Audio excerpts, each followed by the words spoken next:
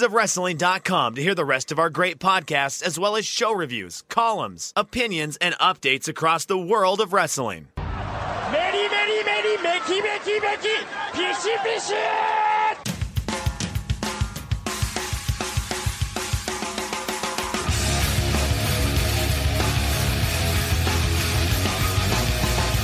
are listening to the Voices of Wrestling podcast with your hosts, Joe Lanza. X out and go listen to some boring podcast where they're afraid of their own shadow.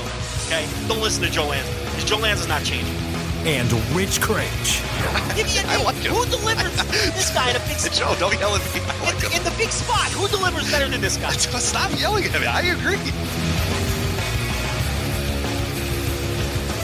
Welcome once again to the Voice Wrestling Flagship podcast. I am Rich Craig, alongside, as always, a Joe, but this time not Joe Lanza. I have a guest coming in. Lanza needed the night off. So I have Mr. Joe Gagne. Joe, what's going on? Oh, man, we used to have such good brand separation with the Joes on the network. Me being, good, wholesome family man. The Joe being eligible bachelor, shall we say. But now he's married, settled down. He's doing passionate speeches about family. It's just terrible. He's got you beat on a number of kids, correct?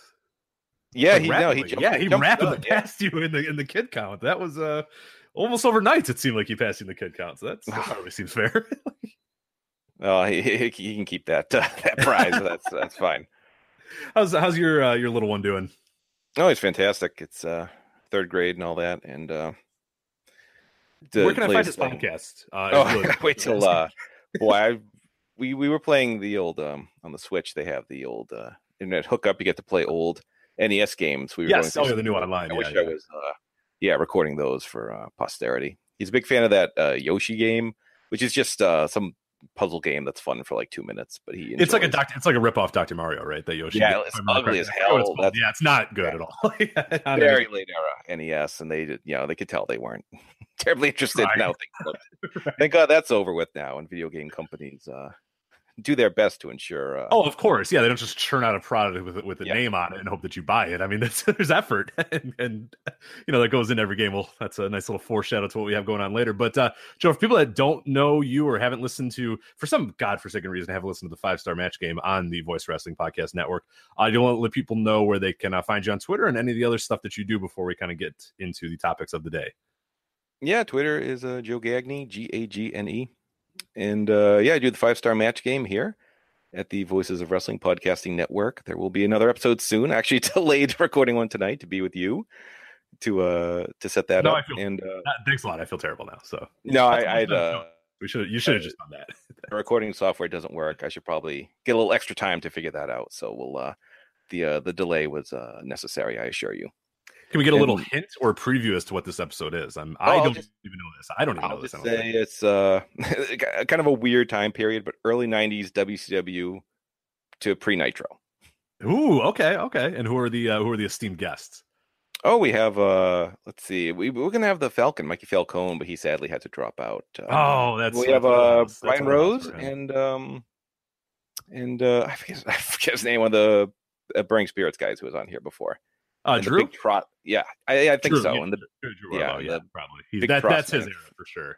Yeah, yes, so that's that's going to be an interesting matchup. I got my money on Drew. If it is actually true that you have not Andy, I would definitely, if it's Drew, I'm definitely betting Drew. If it's Andy, I still think I'd probably go Andy, but maybe a little bit closer. That's something that's Brian, but Drew, I think that might be wheelhouse, and the Falcon would have beaten all of them. We'll see. We also have a third in the Big Trust man on Twitter told me he wanted to be on one time, so I'm like, well, someone dropped out. So I don't know anything about him, so I don't know. He could be a sleeper. Maybe he might be a ringer. That's good. So look for that, of course, the 5-Star Match Game on the Voice Wrestling Podcast Network, and of course at Joe Gagne. Follow him on Twitter. So let's get to the news of the week. We had a bunch of stuff to talk about here. We're going to review the Destruction and Kobe show. We're going to preview Fighting Spirit Unleashed coming up this Sunday. We got Ring of Honor's Death Before Dishonor also coming up this weekend, coming up on Friday. Progress's Wembley show. I'm going to the AEW Jim Lynam tournaments night one, so we'll talk a little bit about that tournament. And then, of course, since I have you on, we're going to talk some Fire Pro, some WWE 2k19, which is on the horizon. I know you're just angling to talk about WWE 2k19, and that was absolutely not the game you were referring to earlier when you were saying that game developers don't care, put effort into it. Come on, have you seen the roster reveals? I mean, come on. I like when everyone, the wrestlers who are in the game are tweeting like, "Look, I know I look like a mutant and my mannerisms are way off, but hey, I'm in a video game, folks." That's Right. Yeah. Like, oh my God, the Adam Cole. It's the best one. And you know through gritted teeth, because you know Adam Cole knows he looks like shit in that game, right? Like, it looks nothing like Adam Cole. There's creator wrestlers that are 1,000 times better than that. They can go into the fucking vault or whatever the hell they call it and find 15 Adam Coles that are better and detailed, but he still has to be like, oh my God, I can't believe it. Like, everybody has to have that same reaction. Like, they just cannot fathom that they're in this video game. It's unbelievable, bro. Great. There you go. I guess they get some extra money on their paycheck, so good for them, I guess. And then we're also going to do questions. We got a lot of questions from our Patreon subscribers, as well as some people on the forum, so we're going to do those as well. So we got a nice packed show here. But let's kick it off with the Destruction Kobe show. So now I talked about this on the subscriber side over at patreon.com/voices of wrestling. So Joel, I'll let you probably do some of the a little bit more of the talking here, but I'll of course interject as need be. But I don't know that we necessarily need to run down every single match on the entire card. I think that might be a little tiresome for a card that especially is almost a week old at this point. But I think we'd be remiss if we did not start off with the main event, Tanahashi and Okada. This is for, of course, the IWGP Heavyweight Championship Challenge Rights Certificate, the old briefcase, to get the main event at Tokyo Dome. And I thought in what was, I guess I this is what I assumed the result was going to be, but I was kind of shocked, and I'm curious on your thoughts of how definitive it was. Hiroshi Tanahashi, after 3 high-fly flows, or 2 modified high-fly flows, and then or 1 modified high-fly flow and 2 normal ones, or whatever the hell it was, just pins Okada in the middle of the ring. Not a bunch of kickouts. Okada never doesn't kick out of the high-fly flow and then hit a Rainmaker and all that sort of stuff. Tanahashi just wins 1, 2, 3 in the middle of the ring, and he presumably still has to face Jay White, we assume, but presumably will be going to the main event of the Tokyo Dome and Wrestle Kingdom. Joe, what do you think of this match of Destruction Kobe with Tanahashi and Okada? Oh, I thought it was tremendous. I know it's way to rank it. Like, who knows? There've been so many of them. They were in different roles at this point. I didn't know who was going to win this match, honestly, which made it so good to me. I kind of thought, Tanahashi's days as a main eventer were done, and Okada put him in his rearview mirror. I didn't think he would lose to him again, but like you said, it was a very clean, definitive win. That spot where he, pushed Okada off the top and immediately hit the high-five flow was tremendous. I just, and then hit the others and scored the clean win. So, I mean, it sure looks like we're headed towards Kenny Omega and Tanahashi. Since they already started building the program, I guess. Before the match, but, before the match. Besides that, I mean, even with them doing that, I thought that was a red herring, though. Honestly, honestly, and that's what I talked about with Joe Lanza last week, is that, like, it felt to me like, oh, well, they're a little too on the nose about that. They wouldn't. New Japan's better about that. They don't even announce this Fighting Spirit Unleashed card, even though it was dying in the vine. Like, please announce matches for this. But they had to wait for this show to announce matches for it. So there's no way they're going to start building towards the Wrestle Kingdom main event already when Tanahashi already has one obvious challenger in front of him, and then presumably another one in Jay White. But it wasn't red herring. It was just like, nope, Tanahashi's looking on to the next that next challenger, which I thought was crazy. And I think, like you said, the definitiveness was what really stood out to me. And I talked about that, on the subscriber side when I did the instant reaction, is just that I'm watching it. It's, 35 minutes or whatever. I assume, okay, well, the high five flow gets hit and I'm waiting for Okada to get up at 2.9. And then it starts, he hits Rainmaker and the wrist control and all that sort of stuff. No, it's just Tanahashi just wins. It just beat him. And I thought what was pretty cool about that, and I'm curious on your thoughts about this too, is, we heard a lot of hand-wringing during the G1 about, this Okada story, this broken Okada story. There's not much to it. And, he lost the first 2, but then he just kind of reeled off wins the rest of the way and all that sort of stuff. And yeah, Tanahashi didn't beat him, in the G1. He just kind of hit the time limit or whatever. But I thought this, to me, was a really good kind of finality or maybe to the next step of the broken Okada character, because this is, a guy that he put in his rear view many, many years ago. This should have been done. This should have been easy for Okada, but it just wasn't. And what I thought of what was cool about the match too is Tanahashi, other than, he was sold a lot throughout the match or whatnot, but it felt very much like Tanahashi had control of the match almost the entire way. And that's why I was so shocked that Okada didn't kick out and have his little streak. He had his little things here and there, Okada, but man, for the most part, this felt like a Tanahashi dominant match too. It was kind of crazy in that sense. Did you get the same idea with Tanahashi dominating? Yeah, he felt like the favorite throughout the whole match, which was odd because he hadn't been in that role in years and years, and just to see him kind of take control over that is just still kind of a shocking ending. Yeah, and as far as the broken Okada thing, where do you lie on that? Where I'm not sure, because I don't know if I've talked to you about the G1 and your thoughts on that. But of course, Okada starts out losing the first 2 matches, and it's sort of, oh, this is the broken character, and we're seeing him still win in the later nights, and obviously get all the way to the final night or whatnot. But it never felt like he was in. And that's what I kind of said when people were like, oh, he's just winning. I'm like, yeah, he's winning, but you got to look at the moves are a little weird. He doesn't quite hit things right. He hit the stupid looking Rainmaker on Yoshihashi. Like, just stuff was a little off and whatnot. And then in this match, I thought was a good sort of way to build off of that broken Okada, because it's like, damn, he was broken. I mean, he did not. This is a guy that he years ago should have put in the rear view, and Tanahashi should have never ever been in the situation to beat Okada as cleanly as he did. But he did. I mean, where do you lie in that with the broken Okada? Do you think this was part of that story, or do you think it might be a new sort of story they're trying to tell with Okada? No, I think it's part of it, of everything kind of falling apart for him, and what happened with Gato, as I'm sure we'll discuss in a second here, with his own manager dumping him because he lost. He lost again. He's a loser now. So I think it's all part of how that's unfurling. Yeah, and I think we, of course, need to talk about the final match angle for people that did not see this. After the match, Jay White runs out. He hits Tanahashi with the what the hell? I'm blanking on the goddamn name. Switchblade, right? The Switchblade. Mm-hmm. That's so he hits the move on Tanahashi. He grabs the briefcase, starts kind of gesturing towards it, pointing towards it. Yoshihashi runs down, and I felt horrible that night. I still kind of do, because like I like making fun of Yoshihashi, but this was just sad because he runs down, he trips, and then he's gashed. Like, his fucking face is just crimson red. Like, my God, it's one thing to like just trip and fall, but dude, he was completely knocked out, and his face was just glistening red. What I thought was funny is a lot of people assume that the blood came from Jay White hitting him with the chair, which would have been an awesome angle and really work. But no, it was Yoshihashi falling over himself that caused the bleeding. But, yeah, Jay White may as well have held a football for him to kick and then pulled it away at the end. Oh my God, poor Yoshihashi. So Yoshihashi comes out and trips and then walks away and rolls out of the ring so people can attend to him, so he doesn't do a whole lot. And then Gato comes down, and then in the big turn, Gato hits the weakest fucking chair shot in history, which really, it didn't take away from the moment for me, but now in watching GIFs, I'm like, oh no, that's such a bad chair shot. Like, in the moment, I was watching live Unspoiled, so I was like, oh my God, oh crap, like, oh wow, that's awesome. In retrospect, it was such a bad chair shot. He uses the wrong side of the chair. He's bending his elbow in a weird way. Who taught him? This man worked in ECW. He's exposed as a fake Memphis fan because he what the hell? Like, he talks about how much he likes Memphis. He was in ECW forever. He did FMW, for God's sakes, for years and years and years. Like, how did this man learn how to hit a chair? Like, he took way too much from Lance Storm, of course, which is, there's good things to take from Lance Storm, and then there's one bad thing, and chair shots is maybe the worst thing to take from old Lance. But I guess Gato wanted to be nice. Right? Chair shots and eulogies. Don't find better role model.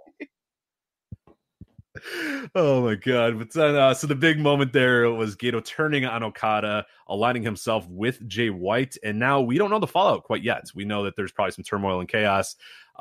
Jay White, I guess he's assuming control of chaos with, Gato, because Gato is always kind of the de facto leader of chaos, even though Okada was like the wrestler leader. So with Gato moving to Jay White, now you'd assume that Okada has to be out of chaos, that Jay White's going to leave and form his own stable. Like, Joe, where do you see this breaking down? What do you think the next step is? Now, we're recording this on Thursday, so I don't know if they're going to announce tomorrow, hey, this is the new chaos or whatever.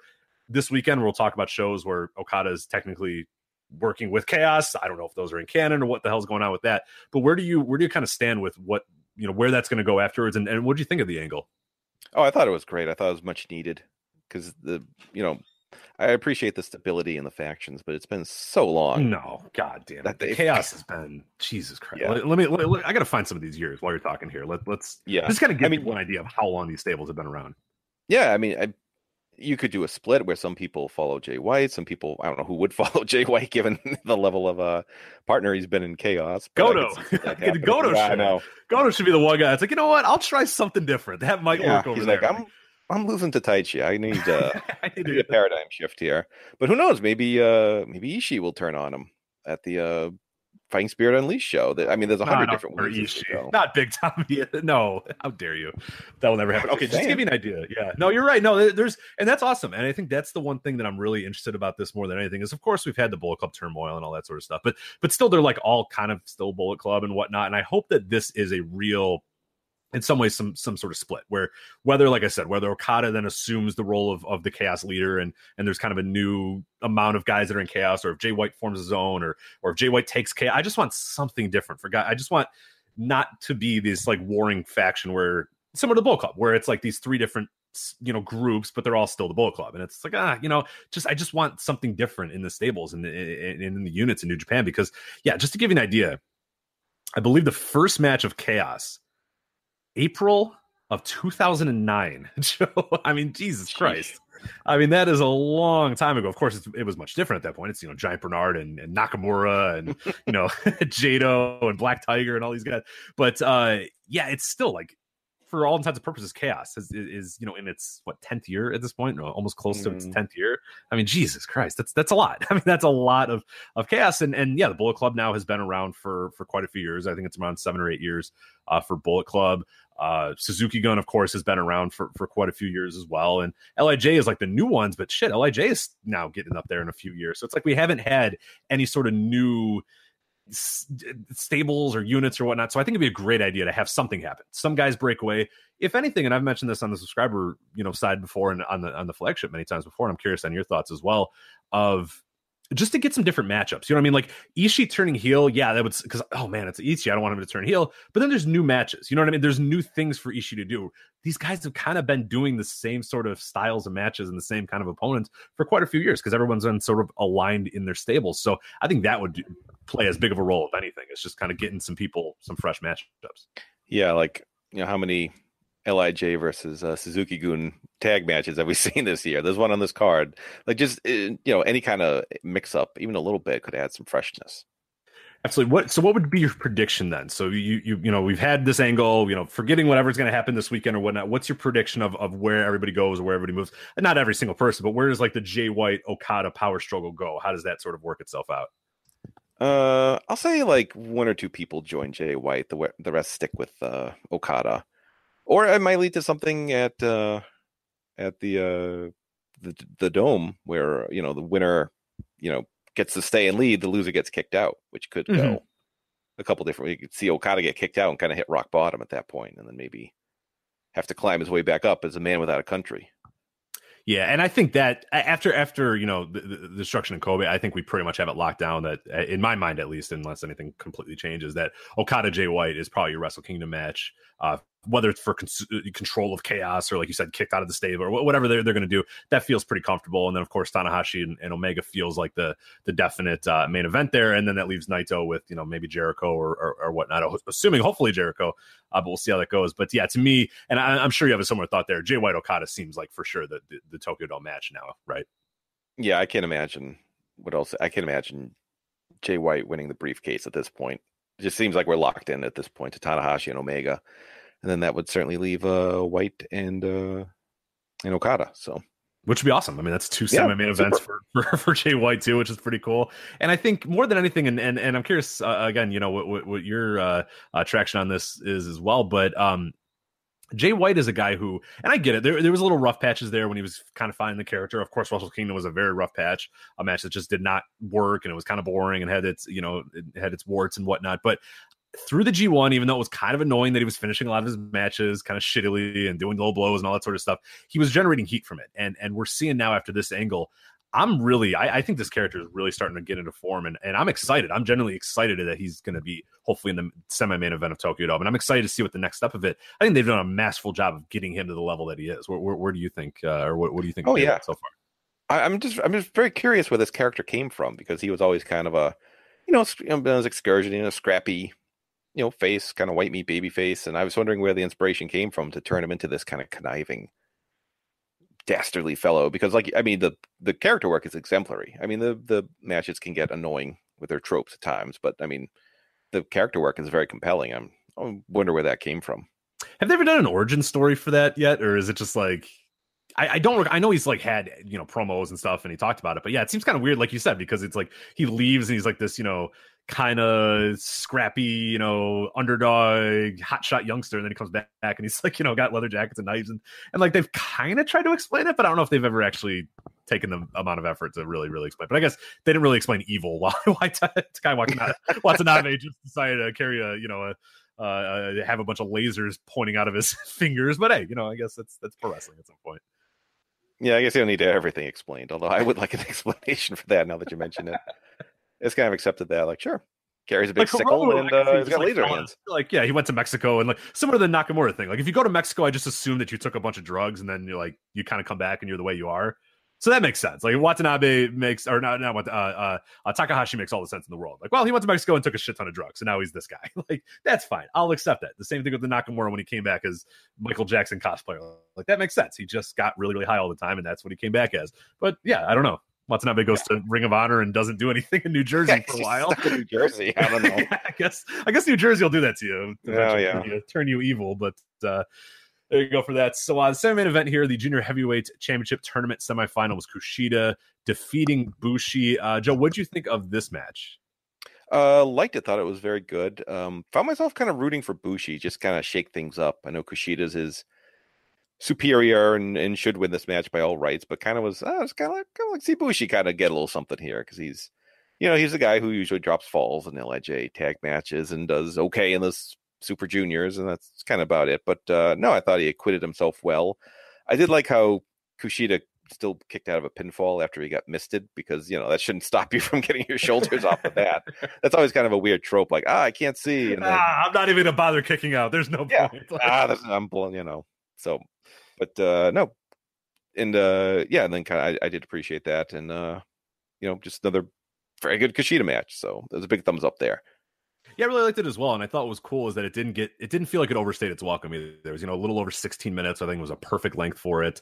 And what I liked too is there was a fair amount of flying in this, but I think what was really awesome is that it was a lot of counters to counters, like that sort of stuff. There was obviously a familiarity with these two that played into the story a little bit, where Bushi would try something, Kushida would have a counter for it. Kushida would try something, Bushi would have a counter for it. And I like that aspect of it. I like the idea that it wasn't just a complete sort of Bushi flips around and Kushida does a bunch of stuff like that. I think it was cool that it was kind of worked on the ground a little bit, and they played into that too, because whenever Kushida does do the very grounded targeted matches, he usually gets some boosts from the crowd, and I thought that was a good way to play it up as well, because even when he was entering, it was obvious that the crowd was going to be kind of half Bushi, half Kushida, so it was cool to see him play into that a little bit and just say, hey, look, I'm not gonna be this happy-go-lucky babyface Kushida, I'm gonna be the ass kicker, badass Kushida that tries to beat you and make you tap out and work over your arm or whatnot. So I think it was cool that they played into that dynamic. And yeah, it was kind of interesting to see Bushi get almost 50-50 reaction there. And then towards the end, it felt like a lot of the crowd got a little bit more behind Bushi, was kind of rooting for the underdog, similar to what you said. But I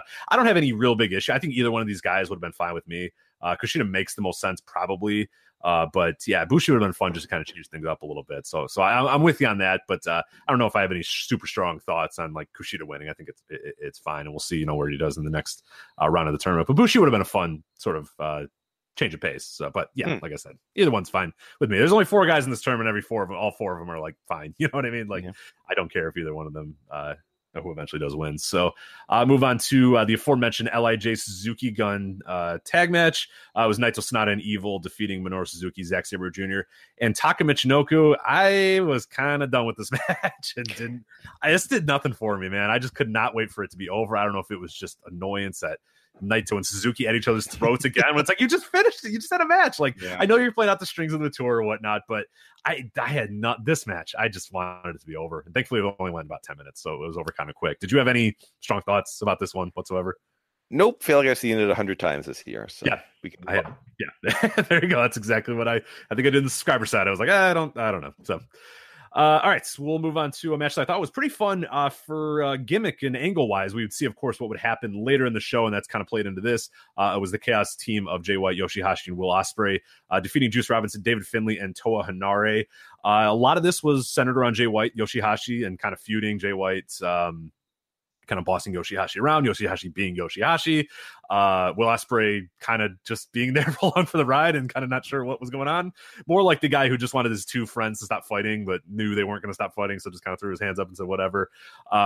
Believe it or not, Joe, at one point in this match, Yoshihashi held up Toa Hanare for the old heel bounce off the ropes, and he's going to, elbow the guy that's being held up by his teammates. And Joe, you'll be shocked to know the guy that was about to be elbowed ducked, and the teammates hit each other. I was stunned by this revelation there that the holding the guy up did not work yet again in pro wrestling. But one day. I was kind of stunned they still won the match afterwards. Right. The best is, Toa rolls him up. Jay White kicks out and then just hits a switchblade. Like, fuck, get out of here. Like, God damn it. Yeah. I really like the Hanari Juice and Finley team. Just felt like, kind of you'd see like Brian Pillman and Tom Zenk teaming up, like some young. I know this is kind of an odd comparison, but the young baby faces teaming up, and they have a lot of energy and all that. I just thought that was really. I hope that's something they stick with, and even maybe go after the 6-man titles. Yeah, it was a fun team, and Hanari is still kind of coming into his own a little bit. Juice is obviously, really connecting with the crowds, and David Finley's David Finley, so that's good. But no, this is a good role for him, of course, to be the third man in a trio. So I was fine with that, and this was kind of fun. Like I said, it was mostly an angle based match with White and Yoshihashi, kind of bickering and whatnot, but I thought it was well worked, and Hanari, when he was in there, did some pretty good stuff, so it was kind of cool to see him get some featured spots, even though he of course took the pinfall. But yeah, pretty fun match there. We'll move on here. Best Friends defeating the Killer Elite Squad. It was of course Beretta and Chucky T versus Lance Archer and Davey Boy Smith. Thoughts? Were you kind of surprised to see the Best Friends pick up the win here? A little. It wasn't terribly definitive. It's kind of a banana peel, and I don't really like Beretta took this big move, and then he's also able to roll up the fairly sizable. Oh my God, I'm blanking on his name. I think it was Archer. Yeah, I think he did. Yeah, it was Archer. Thank you. They did the killer bomb. So they do the killer bomb on Beretta, and then Beretta just like rolls through the pin. Yeah, I thought that was which is like what? Yeah, I'm glad they won, and I'm glad they got a little bit of momentum. I know they're 1-1 in tag matches with Tag League looming. Oh God, don't remind me. I'm gonna watch Tag League. Do you want to I watched all Tag League last year. So why do you do that? Why? Nobody has to do that. Well, it was just kind of a I had Thanksgiving week off from work, and it started that Saturday. So I'm like, oh, every day I can watch a couple tag matches, and then I was like, why not? I have some fun, and then I kept rolling on. So I guess I know the last year's Tag League was fine. Some years have been absolutely dreadful. Last year's was fine, but it wasn't dreadful. I'll say that. I wouldn't. Fine might be a bit of a reach, but somewhere between dreadful and fine. So whatever word you want to describe there. Yeah, I'm actually joking about the reviewing because we have lost so many reviewers to World Tag League. There's always every single year there's some like young upstart writer that's like, I want to do the World Tag League, and I'm like, no, you don't, and you don't. And they're like, no, I want to. I'm like, all right, fine, and then they just immediately quit. Like, yeah, that was fun, and then like weeks later they're just done. They just leave, never hear from them again. They go into the hole and just say, I never want to think about New Japan Pro Wrestling ever again. So I think I'm just gonna like outwardly avoid us covering Tag League this year because we will just lose way too many writers from World Tag League. It's worse than Raw. It's killed more of writers than Raw has, which is saying something for sure. Then we moved on to 8-man tag. A lot of old guys, Tenkozy and Manabu Nakanishi and Yuji Nagata versus the Taguchi Japan, Togi Makabe, Hanma, Taguchi, and Yoshida. So one not old guy and Yoshida, and then a lot of other old guys, and then Taguchi. And this match was fine. I don't know. Who cares? It was 10 minutes, and it was exactly what you think it was by me listing all those names. Joe, did you have any super strong thoughts about this 8-man tag? How's Hanma looking to you? Because I think he looks okay, but some people think he's on like death. He's still on death's door out there. Yeah, I mean he's fine. He just looks like a guy that shit. What's he like? 40? He's older. He's way older than anybody expects him to be. Yeah, I don't know. He's fine. He's just like wrestles like a guy in his late 40s, right? Like I don't know. Like I think people forget he wasn't like I loved Hanma matches, of course. They were awesome, but it was more about the crowd reaction to them than necessarily like the work in between the ropes. Like he had some good stuff, he had some good highlights or whatnot, but he was never like this amazing super worker. And hell, he's getting himself back into shape a little bit. I don't know. I don't see the because I've seen the same stuff where it's like, oh my God, he looks horrible. I'm like, I don't know, he looks kind of normal to me. Like just an 8-man tag, and he's just out there to hit some kokeshis. Like I don't know. I mean, he always misses the headbutt. I don't know if that's what they're getting at. Like, oh, this guy's terrible. He can't hit his headbutt. Yeah, he's still ridiculously tan, so I don't know. He's still cut and very, very tan. So he's got that going for him. So still got a good smile too. That's always a nice bright teeth. I don't know. Are his teeth bright or is his skin just so dark? Like maybe his teeth are like actually kind of brown, but like his skin is so like my God, like that. The tan on that man, and like. A lot of he's got to be like far and away the most tan Japanese wrestler I've ever seen in my life. Like, can you even think of anybody else that's even on the same level as him? Well, he's like a 0.9 EC3 in terms of tans go. Yeah. Oh, yeah. His looks a little bit. EC3 is just super like fake looking. I get Hanma looks like he spends every day in a tanning booth. EC3 just looks like he spends like hours getting a spray tan, where it would probably just be easier if he just went into the booth. But you're right. He's certainly. His only equal in the wrestling world right now might be EC3, who EC3 gets the under the armpits too, which is a nice touch. You know what? I haven't been paying that much attention, Rich. So good on you for that attention to detail. You know, because there was a while in TNA where he didn't do that. It looked kind of ridiculous, but he's now gotten it all together. So the fine folks. Mark Carano probably yelled at him about it, or what's it, Canyon Seaman or Seaman Canyon or whatever the name is. He I'm pretty sure his first name is not Seaman. Oh, okay. Well, whatever. Not the Canyon's a lot better. Seaman Canyon's a better name, and also I don't know about that. I'm gonna actually. There's probably. Let me see real quick. I'm gonna do a Google search here. Seaman Canyon. Oh boy, I don't know if you want that in your search. This is the flagship, Joe. The first one that comes up is Canyon Seaman. So there you go. So it immediately he's got that locked down. Oh, he's got like the first page, so you can't even. If you look up Seaman Canyon, it just immediately goes to him. So that's quite impressive here. Yeah. Let's put some quotes around there. This is just trying to sell me an iPhone, and I'm not going to click that link. Huh. Oh, this is another wrestling link. Oh my god! Even when you put links around it, so Canyon Seaman, really locking down the scene. So nobody just made a porn called Seaman Canyon. So there you go. If you're listening at home and you want to try to, you might be able to steal some SEO too from people searching Canyon Seaman. So you can try that. All right, let's move on to. Yes, let's. Jushin Thunder Liger and Tiger Mask defeating Yoshinobu Kanemaru and El Desperado. Real fun finish to this. If people didn't see it, Kanemaru was going for a move off the top. Tiger Mask just kicked him in the fucking chest and pinned his ass. And that was it, man. 6 minutes, 50 seconds. These guys went balls to the wall for these 7 minutes. No bullshit, no Suzuki gun interference. Just like these dudes out there working their asses off. I was shocked at how good this match was.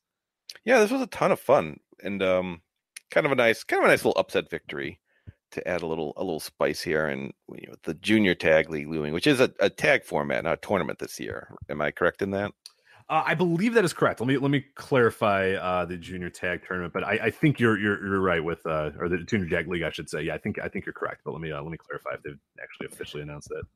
Yeah, and it was just kind of a quick all action, kind of a little fun sprint of a match. Everyone looked good, and they've really, Desperado and Kanemaru, I think they said they've held the belts like 200 days, which I think was the longest reign in like 5 years. So they kind of low key, because those belts used to ping pong all over the place. No one could get past their first defense. So it's kind of nice to see that. So we'll see what happens with the Junior Tag League approaching. Yeah, and you're correct. Just to clarify for people listening, it is going to be a block style tournament. It looks like an 8-team round robin between those. So that has me much more interested in it as well. I never really liked the tournament structure all that much because you're not getting. Once you get the G1, once you kind of get a taste of that, you love the round robin. So yeah, I'm all in on that being a tournament. So that'll be pretty fun. And yeah, they have a lot of good teams now, junior teams. So that'll be fun to see how it goes. We saw some. We'll talk about Fighting Spirit Unleashed. Some guys that are on that show that may be crossing over and doing the junior tag league. But yeah, it looks like a lot of fun here. And then 2 more matches here. Roppongi 3K defeating Umino and Narita. Basically your quote unquote veterans, your main roster guys versus 2 young lions. I thought Umino and Narita had a pretty fair amount of offense, probably more than I expected. But when Roppongi needed to put them away, they just kind of put them away. But were you shocked at all that the Lions seemed to get a pretty fair amount of offense on 3K? Not really, because 3K is not all that far removed from any young lions themselves. Sure. So it kind of makes sense. And they gave them a lot. I kind of appreciate these matches. I remember a Corkin match. It was Red Dragon versus 2 young lions. It may have been Show and Yo. Actually, that was actually a lot of fun. I think it was Show and Yo. I do remember that. I thought it was Show and Yo, and yeah, they took him to the absolute limit, and it was pretty fun. Mm-hmm. Yeah, that kind of reminded me of this too. It's always, these matches are always kind of fun just by the setup. And then attempting to break a stalemate, 0-0 and 14. Tsuji and Uemura, they did not. They're 0-0 and 15 now. Any thoughts on the Tsuji Uemura Young Lions Boston Crab Fest that we had? Pretty fun. I mean, I enjoyed it, but yeah, it was exactly what it was going to be. Yeah, no. Kevin Kelly said, "Well, they've had a bunch of draws in the past, so this will probably be another one." And I thought, can't fool me, Kevin Kelly. Someone's going to win. But then no, it wasn't a draw. So yeah. He faked me out by telling the truth. So, but no, I like this a lot, and I kind of wonder if we'll see the Young Lions Cup return again with kind of the shifting of the Young Lions with the great O'Karn being out there and all that with some new faces coming in. Christ. We'll see that. Yeah, hopefully he does come back. He needs to be saved quickly. But yeah, thoughts? Any Tsuji Uemura? Anyone that's sort of emerging from you? Things that you like out of the 2 guys? I thought Uemura seems like he has a little bit more of the charisma going for him, and seems a little bit more smooth in the ring. Tsuji has a good look, and I think he will be better overall. Like I think he has a higher ceiling, but he's pretty rough right now, and you can tell he's kind of just trying to figure things out. Where do you sit with these two guys? Yeah, about the same. Although there's, you know, when was the last like bad young lion you saw? Exactly, like, they'll both be great. You know what I mean? Like they'll both be fine. So, like, there's no like Kona Reeves equivalent. Where you're just like, dare you? How this guy is. Oh, dare well, you? you should listen to the Patreon special. I know he is not a Kona Reeves. Joe Lanza has just an epic burial of Kona Reeves. He does hit hit the bricks. He does kind of stink. Yeah, they're guys that just like, you know, like these guys don't have a future, and you don't really think that with any young lion.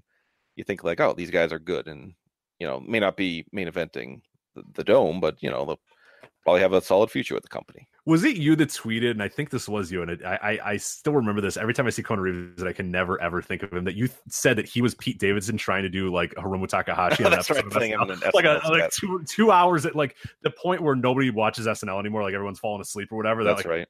11:35, or for you guys like past midnight, like 12:35, like dumb skit that like just got dropped to the floor, and eventually someone's like, yeah, whatever, dude, yeah, Pete, be Hiromu, whatever, I don't care. And like Kona Reeves looks like, yeah, Pete Davidson's like third rate, second 2.5 hour into SNL, like horrible, like Hiromu Takahashi sketch. It's like, what are you trying to do? It's so bad. But that was you, correct? Yes. Okay, so that was me. Yes, that I could never unsee that. Yeah, I can never unsee that when I see Kona Reeves. So it's absolutely killed. I should have plugged my SoundCloud album. I should have plugged my SoundCloud album. It's a mix of acid jazz and Germanoid, so it's coming soon. It's really blew up. Yeah. Yeah. So no, that's about it for the Young Lions there. But no, this was a good breezy show. This was after the last couple Destruction shows. Where could be a bit of a challenge. This was a nice Sunday watch. God, how much better was this than like all those other Destruction shows? I mean, this blew those other ones away, like completely blew us out of the water. Hot crowd too, from beginning to end. Like that Kobe crowd was interested in everything that was happening. So that always will bring a show up a little bit more too. But yeah, I really liked Destruction and Kobe. One of the better shows they've had this entire year, I think, just in terms of top to bottom. Like there was really, when I talk about like matches that I did not enjoy, there was the 8-man, the Tenkozy and Taguchi and Yoshida and all that sort of stuff. And then the LIJ Suzuki gun, everything else I loved. I mean, everything else I really liked, and it all had, even like the 6-minute, junior tag match I really enjoyed. So yeah, and like you said, that even the Young Lions Roppongi 3K really stood out too. So yeah, just a really good top to bottom show from New Japan. Yeah, everything was really quick. It's a real breezy watch. So if you haven't checked it out, check it out. Yeah, absolutely. And now we'll move on to another New Japan show coming up this Sunday. Believe it or not, you might not have known. Join the club. Fighting Spirit Unleashed. New Japan is invading America this Sunday. Remember when that used to be a special thing, and now it's just like, god damn, it's like Long Beach again. Like, this New Japan Fighting Spirit Unleashed Sunday. It's going to air live on New Japan World and on tape delay for Access TV. I don't know how Access TV wasn't able to get I guess there might be some like. I was trying to make some dumb rock joke. I didn't forget the fucking dumb rockers they bring out there on like the commercial breaks. Like Eddie, like it's not even Eddie Vedder. It's like lower than Eddie Vedder. Yeah. Peter Frampton's talk show season premiere. It's like, who's the asshole with the beard that they always show? There's a guy who's got he looks like a Guy Fieri like ripoff. Who is that guy? I don't know who I'm talking about. That's the only access I see is commercials during New Japan. That'd be too. So that's what who is this guy? Hold on one sec. I gotta look at the schedule. They only have like 4 shows, so it's like that's true. It's not really. Maybe Nothing But Trailers, the one where they just show trailers. That one's on. Rock Legends. Okay, that Rock Legends is the name of the show, but who the hell hosts Rock Legends? The guy looks like I could be wrong. Maybe he doesn't look like they wheel out Dan Rather there too. Sammy Hagar. I don't know why I thought he looked like Sammy Hagar does not look like Guy Fieri. Well, yeah. He looks like Guy Fieri's like drunk uncle. So that kind of like, how sad is that thought? Yeah, that's pretty bad. Yeah, but he looks really haggard. But yeah. So here's the lineup that can't be preempted for this show. The big interview with Dan Rather, like reruns of Nashville. I assume that's not First Run Nashville.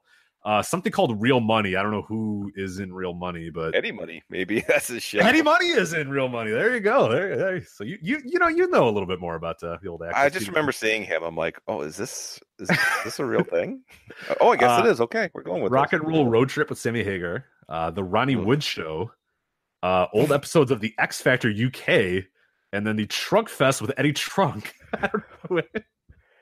Is that Ed Trunk from like Oh, that was that truck from The Office. I don't know who. No, he's like a radio host he does a lot of metal. He's like that metal show or something like that on VH. So bounce. A modicum of respect for Eddie Trunk. So what the hell is okay? I got to see what's airing on Sunday that just could not be preempted. How do they not get the show? Like, is that one of the things that should be on there? Maybe they heard JR's commentary. And That's true. You know what? You're not wrong. Well, this is okay. So it is the premiere of the X Factor UK 6-chair challenge 1. So I get it. Followed by the Fray. The Fray packs an emotional. So the band The Fray, remember them from One Tree Hill days? Yeah, they're back. The Fray packs a punch with an emotional-filled performance featuring songs from How to Save a Life, of course. Oh, they're going to play that one? Yeah, believe it or not, they're going to play How to Save a Life. Singer Isaac Slade leads an expressive set, always connecting with the audience as he belts out hits, including Never Say Never, How to Save a Life. Again, they're playing How to Save a Life, in case you didn't know. You Found Me and Cable Car. So that's... And then that's followed by Rock Legends Billy Joel. So that is what's going on Sunday on Access TV. And that's why they are not airing Fighting Spirit Unleashed. But that's fine. You have New Japan World, so you can watch Fighting Spirit Unleashed. So let's talk about this card. Overall thoughts before we kind of go match by match. What's your buzz level of Fighting Spirit Unleashed? How excited are you?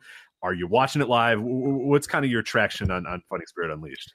I would not fly across the country for this show, but if it was nearby and not, like in California yet again, I would go see the show. I think there's some good stuff on here. It's not, it's probably not going to push a ton of tickets at this point, but I think it will be an enjoyable card. I'll actually be at a wrestling show during this show, so I will not be watching live, but we'll be watching at a later date. Where do you what are your thoughts basically on, because it looks like tickets are not going great. Like we'll see when the day comes. We'll see if there's walk-ups and stuff like that. What do you make of that? Is that too many New Japan shows? Is it not a good enough card? Is it too many shows in one location? Like what do you think is probably the biggest factor of the buzz being low and the ticket sales being not great from what we can tell from right now? I would say too many cards in the area. Just oversaturation at this point, and the fact that they didn't get a card until like Monday, like right after the Destruction show. Like we didn't know hardly anything. We knew a couple matches, but didn't have really a main event laid out until very, very late. Do you think this same card, like let's say we don't know the card, like let's say we exactly what we were before Monday, before we got the rest of the card, it's Juice and Cody and a few of these matches that we kind of know about, but not that much. Do you think if this is, like you said, somewhere on the East Coast, somewhere in New York or New Jersey or somewhere different than it's been, somewhere that it has not been with this Long Beach and not on the West Coast, do you think it maybe does better ticket wise because it's still the novelty of New Japan coming to the area? Or do you really think that the saturation of All In, of having two other shows, of the CEO show, of basically any Ring of Honor show, you're going to see New Japan guys? Do you think that plays a bigger part, or do you think the location plays a part? Because I think I don't want to attribute it all to the location, but I think it definitely hurts that it's just like in Long Beach again. It's just like, forget it. Like it just kind of feels like another stop on their tour of occasionally jumping into Long Beach is kind of how I feel of it. Where do you stand on that? Yeah, I think if it ran in like the New Yorkish area, I don't think you would get fly-ins at this point. I think All In was everyone's kind of destination for this portion of the year, but I think it would do better. I think it would have a bit more buzz just because it's a new area, and different fans would kind of get to see it instead of just being in California again. It's just kind of like kind of the same old feeling. Yeah, I get the same thing too, and I don't know if you saw the quotes from Okada and Tanahashi, but they had interviews on the New Japan website, and were pretty frank about these shows, about how they don't think that these are authentic, New Japan here. They feel like these are very Americanized New Japan, and that they don't think that that's a good idea. And I don't have the exact quotes in front of me, but I'm kind of paraphrasing here. But they all kind of say, Okada says that, I'd like to face Tanahashi or Omega in America, and Tanahashi basically saying, these don't feel authentic. Do you kind of agree with him on that? Because that's kind of what I've always thought with this Fighting Spirit Unleashed show when they initially released it and all this stuff. And that's how I've always thought of these shows. Like, to me, the best idea would make these shows feel authentic, make them feel like real New Japan shows. And I think they do a good job in the aesthetics of making it feel like a New Japan show. But little by little, we've seen the booking feel very much not, very, very much like this is a card that's made for American audiences versus this is another show that we're presenting and just on our schedule that happens to be in America. Do you kind of, I guess I'll start first. Did you see their quotes and what do you think about what they had to say? Yeah, no, I agree. Like I would kind of want a full New Japan experience. I'd want to see like a Young Lions match at the bottom. I want to see guys like Hanma and Makabe who don't make the trips over here for whatever reason. I kind of want that full thing. We have the Addiction on here. We have Jeff Cobb and Chris Sabin, and they've done some work for New Japan, but not a lot. That's just kind of makes it feel like an American indie card and not actual New Japan. Yeah, and in some ways, to me, what always some of the issues with these, and they were pretty good about the first few shows that they did, and but Strong Style Evolved was, I think, the first one where it just didn't. It kind of felt like a New Japan ROH show. This honestly doesn't feel all that much different than like some show that you get WrestleMania weekend for Ring of Honor New Japan. Like I wouldn't be surprised if we get a very similar card at MSG, this coming April, and that kind of hurts me a little bit, like you said, because it feels very ROH-y. It feels a very American indie, and it feels like even the matches that they were promoting were, sort of packaged for, hey, American fan, Juice Robinson versus Cody, hey, those guys, Will Ospreay versus Marty Scurll, oh, the Young Bucks versus the Guerrilla Destiny, and it's like, no, give us I don't care. Like you said, I don't care if there's a Young Lions match. I don't care if it's Taguchi and somebody. I don't care if Makabe. I want that. I want that exact experience. I want to feel like I'm just going to a New Japan proper show that happens to be in America, and this card in particular just doesn't feel that way, especially the featured matches. I mean, we're going to talk about the final or the top 4 matches, and other than one, which I guess does feel kind of kind of like New Japan proper, but still in some ways doesn't. But a lot of it doesn't, especially with Juice and Cody on top, and Ospreay and Scroll and Bucks and Gorillas. Those being the matches that they did announce and did promote ahead of time. Those being the ones just felt very flat to me. It was just like, no, that's not what people want. And I think they're sort of showing it with their dollars too, with their tickets. If it was an authentically New Japan show, if it was an Okada Tanahashi or an Okada versus Omega or something like that, some big time match that felt unique and felt special, I've no doubt that the tickets would fly. But people treated this the way they wanted it to be treated. Like, no, this is not not that interesting to me. I could see the same card, on a monthly basis in Ring of Honor for the most part.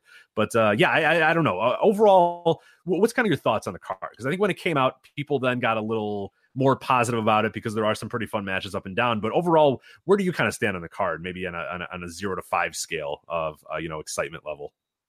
I'd be at about maybe a 3.5, so maybe like a 7 out of 10, because I think there is good wrestling here. I don't think that's going to be anything terribly earth shattering. Maybe one title change. It doesn't seem like a vital big New Japan card like the biggest ones do. It really doesn't. And I think looking at the amount of tag matches in there too, it does kind of hurt. So let's kind of go over the card here real quick. We don't have to give like extensive previews because it's not like, it's kind of non-canon, it is, but it's kind of feels like it doesn't matter. Like you said, it really, really doesn't feel like it matters at all. It's just a show that they're doing in America this Sunday. But you got Taguchi Japan, Jushin Thunder Liger, Taguchi, and ACH versus Roppongi 3K, Rocky Romero, Sho, and Yo. ACH coming back. He last I think he was there with last Junior Tag League, or he wasn't in Best of the Super Juniors this year, was he? I don't remember now if he was or not. Was it ACH? Yeah, no, I don't know. So, or was he? It's been about a year, I think, for him. Yeah.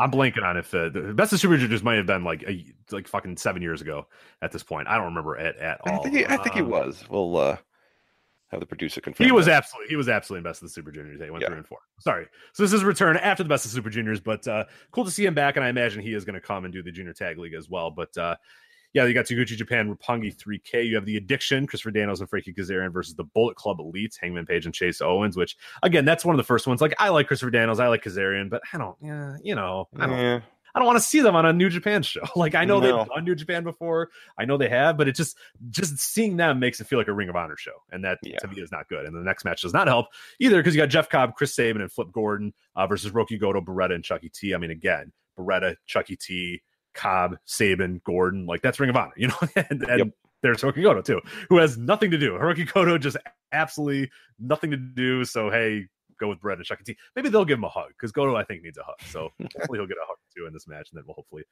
make him feel better. Joe, you're in luck. LIJ, Suzuki Gun, Naito, Sonata, and Evil versus Zack Sabre Jr., Lance Archer, and Davey Boy Smith Jr. I know you're just frothing at the mouth to talk about LIJ, Suzuki Gun, so the floor is yours, sir. I'm saying I want an authentic New Japan experience, and then this is the portion they give me.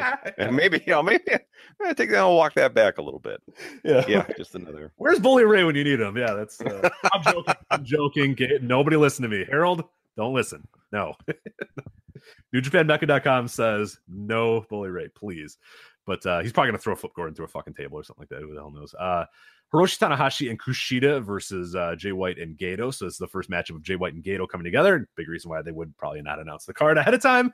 But Jay White and Gato, Tanahashi, Kushida. What do you make of that match? Are you kind of disappointed there's not an Okada Jay White Gato matchup, or do you think it's better to kind of hold that off for a bigger moment? Yeah, I guess hold it off, even though we're kind of complaining this card doesn't have anything terribly vital to it. But It does feel like that needs a little more time. Yeah. I mean, if you're going to throw the towel in, you might as well just fucking throw the towel in. Yeah. You know what I mean? Like, don't give us like one good, or one decent thing and then the rest suck. Just, just have it be nothing. So it'll be fun to see the combination of Jay White and Gato. And then, of course, maybe we'll have a little bit more of an idea what's going to happen next with this chaos, instability, and all that sort of stuff. So I'll see how that goes. Junior Heavyweight Championship Tournament semifinal. Will Ospreay versus Marty Scurll. Joe, I'll ask you, who is your prediction coming out of here? So the winner of this will, of course, face Kushida at King of Pro Wrestling for the vacant Junior Heavyweight Championship. Do you have Ospreay or do you have Scurll winning and moving on? It could go either way, but I have Ospreay in this because I think you want that big. Ospreay and Kushida have had tremendous matches together. I think if you have a chance to make that matchup, you make it. And, while Scurll, Kushida would probably be pretty good. I think you would want to go for the superior match in this regard.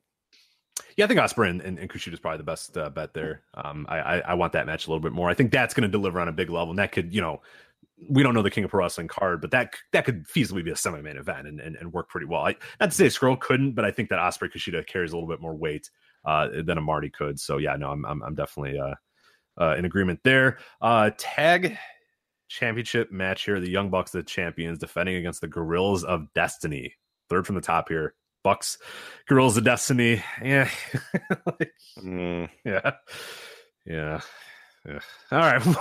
Moving on. Good preview there. We got a written preview at voicewrestling.com, by the way, which I think they use more words to describe this match, but I'm not certain. It might be a very similar amount of words. IWGP United States Heavyweight Championship match. You have Juice Robinson, the champion, defending against Cody. So Cody, does he pick up another title here, or does Juice retain the U.S. Heavyweight Championship? What are your thoughts?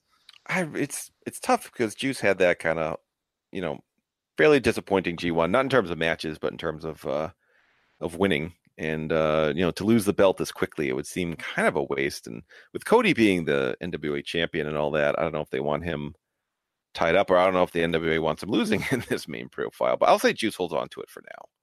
This is a really weird one because of, like you said, the idea that, NWA is going to be there and they're going to be filming, and the 10 pounds of gold, I'm sure, will be there, and he's carrying out that title. And does it kind of not, the optics are going to be a little bit weird if this guy is like the NWA World's Heavyweight Champion and it's all this big deal, and then he just, loses a match for the United States Championship. So I imagine there's some shenanigans in here that probably leads to Juice retaining. Like, I don't know if it's, the Girls of Destiny coming out and beating up Cody or something like that. I hate that I just booked that, and that's probably what's going to happen. But you know what I mean? Like, 'cause you can't just have like, I don't think Cody needs to win this title, because then it's just like another title that he has. So it kind of demeans the United States champion in the championship. But then also he can't just lose to Juice, because then it kind of demeans the World's Heavyweight Championship. And that's what I mentioned when Cody won that at All In. I was like, well, now this is weird, because like Cody gets in these big spots. Cody is in these situations where, sometimes it's probably better if he does lose and he doesn't need to win this title and then move on. But like, he kind of has to protect that title, and he's got to protect himself. So I don't know. I have no idea what the result of this is going to be. I can't imagine Cody wins, because it seems kind of like he doesn't need that title at all, and Juice can really benefit by having that title. But the optics of, someone's going to interfere, right?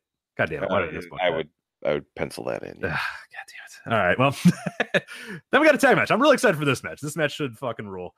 Chaos team of Okada and Tomohiro Ishii versus the Golden Lovers, Kenny Omega and Kota Ibushi, provided they get enough time. This match should be pretty fucking great. So yeah, this does feel like something you'd see headline a Corkin or something like that. So this is a good main event that could be excellent, if everything falls right. And who knows, maybe Ishii will turn on Okada.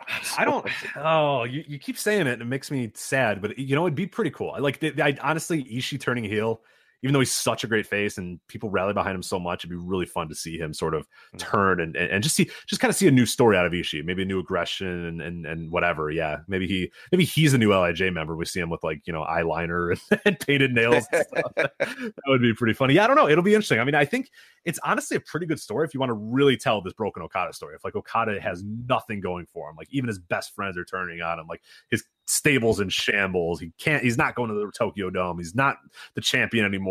That would be, it would be yet another level. But yeah, I don't know. Given the match before it, and I kind of assuming there's going to be some sort of fuck finish in that one, it'd be kind of crappy to get a fuck finish in this one too. But I guess if you really want to say, we don't care about these American shows at all anymore, that might be a good way to do it, is have, Young Bucks, Girls of Destiny, a fuck finish with the Girls of Destiny and then some, turn. But no, I mean, that'll be a hot angle, and the match itself should be awesome one way or another. So yeah, that'd be a pretty cool thing to see how that goes. But yeah, pretty interesting there, and pretty fun main event. But that's Fighting Spirit Unleashed. So yeah, we'll see how that goes. It's Jim Ross and Kevin Kelly doing commentary, correct? So they've gotten somebody to wrangle Ross in for at least a little bit. So that'll be I don't think Kevin Kelly's going to hop in the ring and try to beat up Jay White. We know of. Yeah. We don't know. So. Did Kevin? I'm trying to remember any sort of physical. He just got stunned once or twice, but I think that's about all he did. And well, Azuka just choked him out. Oh, that's true. Yeah, he looked like might be a little gun shy. That's true. Yeah, you should be careful with the old iron fist there. But yes, that's Fighting Spirit Unleashed. We have a preview up on the website right now. Voice Wrestling. Iron Fingers, Rich. Come on. Yeah, Iron Fingers. What did I say? Iron Fist. That's trying to get sued. You're right. Sorry.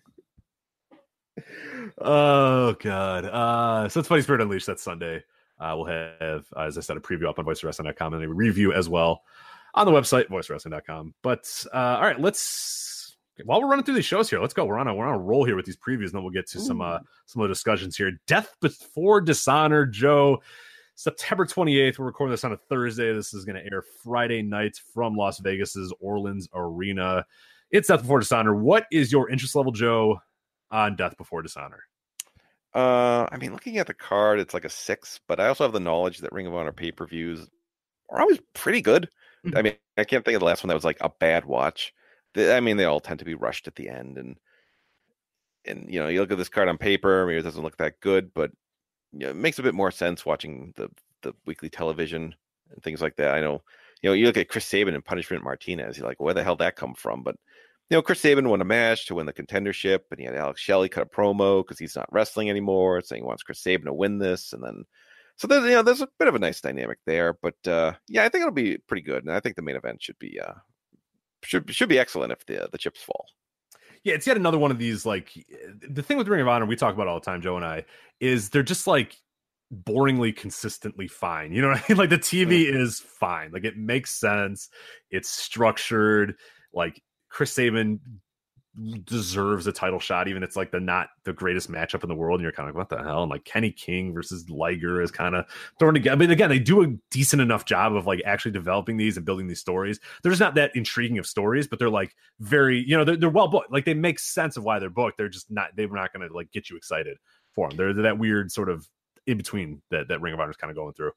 Yeah, like the Kenny King storyline is he's gradually turning heel, so they put him against Liger because everyone loves Liger, and they'll hopefully get some kind of reaction out of Kenny King, which isn't always the case. Yeah, the lone one that they don't have any goddamn story whatsoever for is the ROH World Championship match, which, and people get really upset about this, but honestly, this kind of harkens back to the old Ring of Honor days where sometimes guys would just get, you know what I mean? You're like, you just show up to the show and you're like, oh shit, Davey Richards gets a title shot. All right, cool, whatever. Like, who cares? Yeah, obviously the rest of the company is pretty good at structuring titles and structuring matches and that sort of stuff. But Jay Lethal, does an open challenge. Will Ospreay, who isn't even in Ring of Honor, says, yeah, I'll go for the open challenge. And it's kind of like Jay Lethal, he's out in the ring. He's like, I issue an open challenge. And then immediately we see a video playing from somewhere. I'm like, well, I don't think Will Ospreay's in the back because he wasn't on these shows. I don't think he's in Japan because it'd be like, 8 in the morning where he is.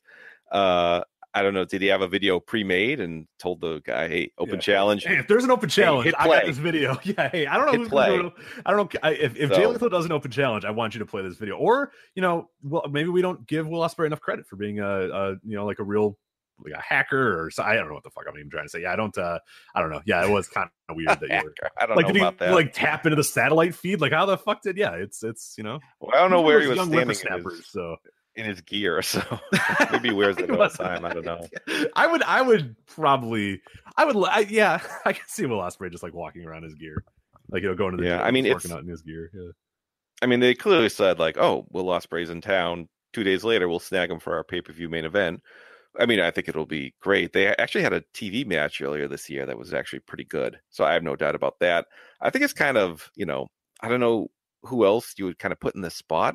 Yeah, Ring of Honor has, they have Jay Lethal, Jay Briscoe's kind of in his tag team. I know Cody's kind of, the NWA champion. That's might be problematic. And beyond that, Dalton Castle, I think is hurt. So I don't have any damn depth. I mean, we talked about it a lot. Yeah. They have like 15 guys on their roster, and like 3 of them are main eventers. So it's I mean, you do 4 pay-per-views a year. It is a little, alarming that you have to kind of pull outside like this. I mean, I think it's a good move. I think they're finally using Will Ospreay in a good way instead of having 2 years after they had him, but 2 openers against Matt Taven. Yeah. So that's good. But I think it is, it's a little distressing in that regard. So let's run down the card here. This match I know you cannot wait for. Tables match, tag team tables match, Joe. I know you love tag team tables matches. Flip Gordon and Colt Cabana versus Bully Ray and Silas Young. Again, well built. It makes sense. I just never want to fucking see Bully Ray ever again. And I don't even know about that because I'm sure you don't want to see Bully Ray, but in terms of being well built, because he and Silas had a tag match and Bully Ray walked out on him. And then the next week, Silas made the save for him, and then they teamed up again. So I'm like, that doesn't seem quite in line with Silas being like, oh well, hanging out with the bouncers isn't really doing it for me. So I'll hang out with Bully Ray. I guess, I guess it's just because he's like a man, and Flip Gordon's not a man. He's a sissy boy because he gels his hair or something. I don't know what that. Yeah, who fucking cares? Just please throw Bully Ray through a table and please just drag him under the ring and just never let him come out again. Why? What have we done to deserve this Bully Ray ROH run? I'll never know. But the aforementioned Jay Lethal defending the ROH World Championship against Will Ospreay should be a really awesome match. 100% mortal lock that Jay Lethal wins this, unless Ring of Honor has completely lost their mind, and then maybe we'll see. But no, Jay Lethal's definitely winning this. So just kind of a match that's like, hey, these guys are going to have a good match.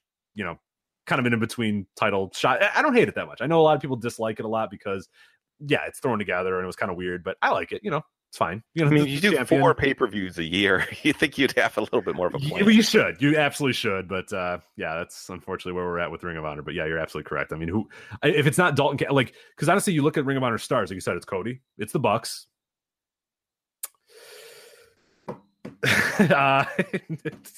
Kenny King, that's it. Like Jay Briscoe. Mark Briscoe. But you got nobody else. You have if Castle's out. Like the idea that Dalton Castle gets injured and they're like, well, we just simply don't have anybody else to go for the title. Like you just don't. You don't. It's pretty remarkable what they've talent roster. But there's a Future of Honor going on right now, right? With some hot and heavy young prospects. So maybe they're. There's a top prospect tournament, but the gimmick is that they're all terrible, and Jeff Dye comes out and beats them up. So he just comes out and trashes them, says, I'm the real top prospect. Yeah, so, which he's not wrong, but they need 10 of them, so maybe don't beat them all up, but they're all fucking geeks. Well, I was gonna, after the last one produced, Josh the Goods Woods is the winner. Maybe they just start to can the concept. MMA Kingpin. Man. They got the Kingpin out of that one, too, didn't they? That's true. So they used to get really great guys out of this. Like the winner, you'd have Leo Rush and Donovan Dijak and Matt Taven and Adam Cole and people you've heard of. These names. They all left Ring of Honor, but they left it as first chance they got. But yeah, there used to be people. No, we went over this a few. I think last year at this exact same time. The list of winners of the ROH Top Prospect Tournament. So here's where things kind of go on a little. So 2011, you have Mike Bennett. 2013, you have Matt Taven. 2014, Hanson. 2015, Donovan Dijak. 2016, Leo Rush. 2017. Josh Woods. Now it's even worse when you look at the names that were in these tournaments.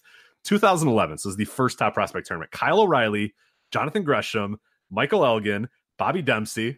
He had his moments. Mike Bennett, Adam Cole, and then the greatest two to emerge from here: Andy Right Leg Ridge and Grizzly Redwood. So, brimming with prospects. You laugh, but Andy Ridge and Grizzly Redwood were fucking awesome. So that's I'm not going to see anything but that. But 2013, multiple time Top Prospects participant Tadarius Thomas, Antonio Thomas, who hosts a great show on the F4W. I've never listened to it. I don't know. It's probably terrible. But do you ever listen to the Left My Wallet El Segundo by? That's him, right? That does that. That's Greg Polanco, and yes, you are correct there. It's like Alan Cunahan left our network with his show covering all facets of wrestling. How do we replace this? It's like, I'll call my friend who talks about sports with wrestlers. That'll fill the gap. So that'll really work. Yeah. QT Marshall and Mike Seidel, Silas Young, Adam Page, Matt Taven, and ACH. So, of those, Tadarius, Antonio, QT, Mike, but the bottom half, Silas, Adam Page, Taven, ACH. All guys that eventually emerged and did some stuff. 2014, Ray Rowe, Congo, Corey Hollis, Mike Posey. I don't know I forget who Mike Posey was. Andrew Ref. Oh, that's right. Andrew Evett. The Romantic Touch, which is always kind of bullshit because he had been there for fucking a decade prior. But that, not to unmask him, but that is Rhett Titus, by the way, people. So it kind of sucked. Boy. I mean, he was like a world champion, or he was like a tag champion in 2006, and then like 8 years later, he's in the top prospect tournament. Like, what are we doing? Come on, get out of here. Now he's in the dogs. Yeah, well, with Will Ferrara. I had to see one of my. We were at an ROH show, one of my buddies, and they turned to me and they're like, "Who the fuck are the dogs?" And I was like, "Dude, I don't even like. How do you explain the dogs? Like, well, it's Rhett Titus and Will Ferrara. What's their gimmick? Like, they kind of hate each other and they bark. Yeah, they're dogs. DAWG. Yes, the dogs. The 2014 tournament also had Hanson and Cheeseburger, so that's that. Things started kind of getting off the rails in 2015, but there were still some good ones from this. You know, Donovan Dijak, Jake Dearden, Ashley Six, Dalton Castle. So you get Dalton Castle out of that. You get the aforementioned Will Ferrara, and then who can forget Jay Diesel, Joey Diego. So I mean, just brimming with talent there. Beer City Bruiser and Mikey Webb. Unfortunately, they grabbed a lot of guys from that tournament. Maybe they shouldn't have, because some of them are bad. And then 2016, Leo Rush, Jason Kincaid, Punishment Martinez, Colby Carino. No, well, 3 of them are all right, but yeah, everybody left as soon as they could, except for Punishment. And then the bottom half of the tournament got a little off the rails. Action Ortiz, Leo St. Giovanni, Brian Fury, and Shaheem Ali. Were your guys? Well, they got a lot of guys from there too, because Ali and St. Giovanni are the epic tag team coast to coast. And then 2017, do you have a trash bag anywhere near you? I remember watching this. Do you have a cup or something you can puke into? Okay, you got John Schuyler, Sean Carr, Kurt Stallion. I forgot Kurt Stallion was in this, and he's actually the best person in this entire tournament. Kurt Stallion, far and away the best guy in this entire fucking top prospect tournament. Preston Quinn, Brian Milanos, the Preston Kingpin. Quinn. Jesus Christ. I was reading about him like 15 years ago. Preston Quinn was like 39 years old. And yeah, he wrestled in the Northeast. You saw him when you were like 20, like wrestling. Yeah, probably. He was probably already like a kind of a grizzly veteran at that point. Raphael King, Josh Woods, and then Chris LaRusso was your top prospect tournament there in 2017. Yeah. And nobody's updated the 2018 top prospect tournament listing because they don't care, and Jeff Cobb just beats them all. So now have the Kickmaster in there. Yeah, believe it or not, they do not. So that's what we've got, and that might be why Will Ospreay has to be in this ROH World Championship match. But anyway, we'll move on here for the Women of Honor Championship. Sumi Sakai defending her title against Tennille Dashwood. I would put it as almost a mortal line that Tennille gets the win here and finally wins the championship after trying for quite a few months. I really hope so. I'm pretty tired of seeing Sumi Sakai TV matches. Like, God bless. Like, I think she has the most tenure outside of Jay Briscoe, but still. But still, can we please get Tennille Dashwood this title? Yeah. Oh my God. Jesus. All right. Kenny King versus Jushin Thunder Liger. Just a match of two people. So yeah. We'll move on. Yeah. It'll be a match. It'll probably be okay. People love Liger, so that'll help. And Kenny King is in his hometown, so I'm sure he'll be. They always say that. It's like they wrestle in Vegas like all the fucking time. Like it's not that big of a deal. It'd be like Bruno Sammartino is back in his hometown. Yeah, he always is. They wrestle. It's like 8 big cities they go to. So yeah, right. It's not like, oh my God, I'm finally back home. Like you're in England. Finally. Yeah, 2 of your pay-per-views are in Vegas every single year. Like, it's fine. Punishment Martinez defending his World Television Championship against Chris Sabin. As you said, a weird matchup, but a already kind of semi well-built story here. But what are your thoughts on this? Do you think Punishment retains, or do you think Chris Sabin gets the hot win here and does it for his partner Alex Shelley? Well, I swear last week they said, next week on ROH TV, Aaron Solo, who won the Dojo Pro or whatever, will face the winner from the pay-per-view. And I'm like, that match has already been taped. And in fact, it's on my DVR right now. So spoiler alert, I'm pretty sure Punishment Martinez is going to get the win there. Well, thanks a lot. Now I have no reason to and I have cancel your honor club. God damn it. All right. Well, thanks for ruining it all. But I guess, did you give enough forewarning on the spoiler? Nobody fucking cares. All right. No. ROH World Tag Team Championship match. The Briscoes, the champions, defending against The Addiction. Match that I swear I've seen 8 billion times, even though maybe it has not happened all that much. But what are your thoughts on Briscoes and The Addiction? Yeah, Christopher Daniels was on Wrestling Observer Live and said this match, maybe once or twice it's happened, but not as much as you would think, even though a variation happened at All In with the Scorpio Sky in there. And that was a fun enough match, so I'm sure this will be fine. I guess the Briscoes keep chugging along. Sure, absolutely. Yeah, I'd imagine they win again. Did they tape that too and already show it to you, or what? No, I don't think Okay. that's been. No future matches taped at this point. No negative title reigns or anything like that. Okay, good. I do enjoy that though. It's one of my favorite things about old wrestling is that guys cutting promos with their old belts they hadn't won yet. Oh, yeah. It's always kind of fun. But then presumably our main event here, 10-man tag, Bullet Club Cody. I don't know, Cody, Marty Scurll. I got ahead of myself with the Marty thing. Cody, Marty, Adam Page, and the Bucks versus Okada, Chucky T, Beretta, Rocky Romero, and Tomohiro Ishii. Yeah, I'm sure it'll be fine. Yeah, I'm sure. I don't know about a big pay-per-view match. Feels, kind of more house showy than that. But hey, I'm sure it'll be good. Maybe something will happen. Maybe it won't. I don't know. All right, so that is Ring of Honor Death Before Dishonor. Sean Sidor, a former winner of the 5-star match game, a blow-away winner. That was the most amazing episode I've ever seen. That guy was unfucking believable on that show. That was, if you've never listened to that show, and JR is like an encyclopedia for Ring of Honor as well, and he just gets blitzed by Sean. Yeah. It's amazing. That is my favorite 5-star match game. Even though that Sean's going to win, just how easily he wins is nuts. And I know he didn't cheat either. That's the best part about it. Like people are like, oh, he's got no.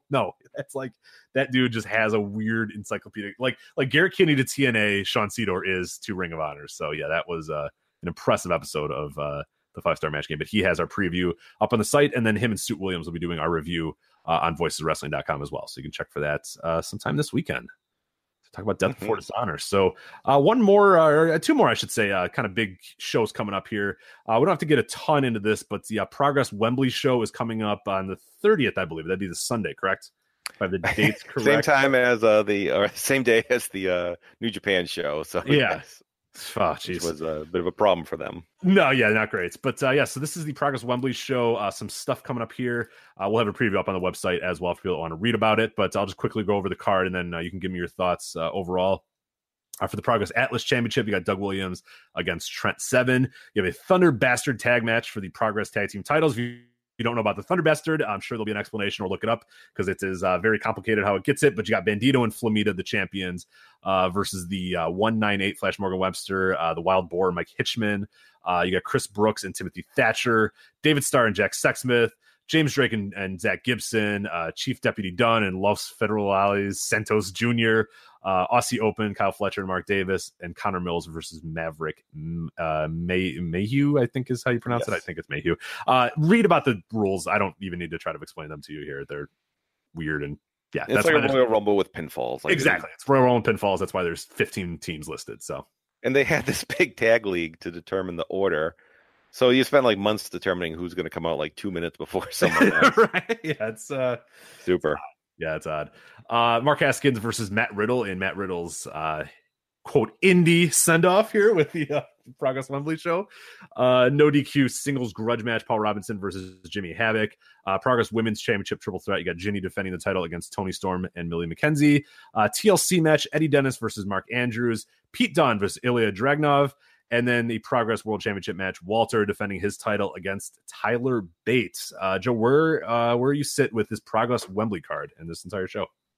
I mean, I cut them a little slack. They had their plans. New Japan pulled Will Ospreay, who was going to have a match with Jimmy Havoc, and they had that match on the last Progress show. It was just a crazy spectacle. I can only imagine something like that in front of a sizable Wembley crowd. And you would have had Zack Sabre against Walter in the main event. So they kind of had to, rush. They did this kind of series thing. So, I mean, I think this it'll certainly be a good show. I think, it doesn't really feel all that special. Like we've heard about this Wembley show for like a year. Yeah. Like, this is not like something like last month, like, hey, we're running Wembley. It's like, we've heard about this. I don't know if the card really lives up to that. And I'm wondering, couldn't WWE spare Finn Balor for this show? Someone who has history with the promotion and could help the show out. Like, he really has to have a house show match against Baron Corbin. That's so vital, he can't skip that. Why not send Cassius Ohno over and help out, because he was just over here. Stuff like that would make it feel, I know it's Matt Riddle's last match, but he's been a regular for Progress. He's held titles there. It doesn't feel all that out of the ordinary that he's there at this point. Yeah, I'm right with you. It doesn't feel all that special. Like, I mean, this is coming up and we said it's like, oh yeah, it's Sunday or whatever. I mean, this was supposed to be a big deal. This was like a crowning achievement. We have achieved the next level of this company. We've moved from the Electric Ballroom to the Wembley Arena, and we're doing all this sort of stuff. And it it's fine. Like, it's a decent card. I don't recall what the tickets are really doing. I don't know if they're going pretty well, but I mean, it's fine. It's different, but it feels not anything different than what I saw from Progress in Chicago. You know what I mean? Like, it's not that much different of a show than they would normally do. It just feels like another one of their big shows. Nothing feels all that important. There's a lot of good stuff on there. Like, I'm looking forward to watching it because, I mean, Walter Tyler Bate sounds awesome. Pete Dunne versus Dragunov sounds really great. The TLC match would be pretty cool as well. I mean, there's a lot of stuff that I enjoy on the show. I mean, even the women's championship match looks awesome as well. A lot of stuff I'm going to enjoy, and top to bottom looks like a fun card, but it doesn't, as you said, it doesn't have that oomph that you're kind of thinking, oh, Progress in Wembley. Oh, here we go. It's like, here's this next thing. And like you said, I do point a finger a little bit at WWE, who it's like, come on, man. Like, you're kind of in bed with Progress. Everybody knows it. I mean, there's no pretense there. Just, yeah, let Kassius Ohno could be there. Yeah. Finn Balor would be awesome. I mean, like, if he was on the show back in Progress, like, he has ties to it, so it makes sense. As you said, Kassius Ohno would make sense too. Like, these guys have ties and have relationships there, so it would make a lot of sense to bring them back. But yeah, it's just, they lose Ospreay and WWE doesn't fill in the gap there at all when they probably could or should. But, whatever. I mean, it's a fun show and I'm looking forward to watching it, but it doesn't have that oomph. Like, it just feels like a normal Progress chapter, whatever it is, 87 or whatever. It just feels like another chapter and it'll move on. It just happens to be in a bigger arena. So. Now, let's say they draw. I have no idea what ticket sales are. I've heard like 3,000 to 4,000. Let's say they draw 4,000.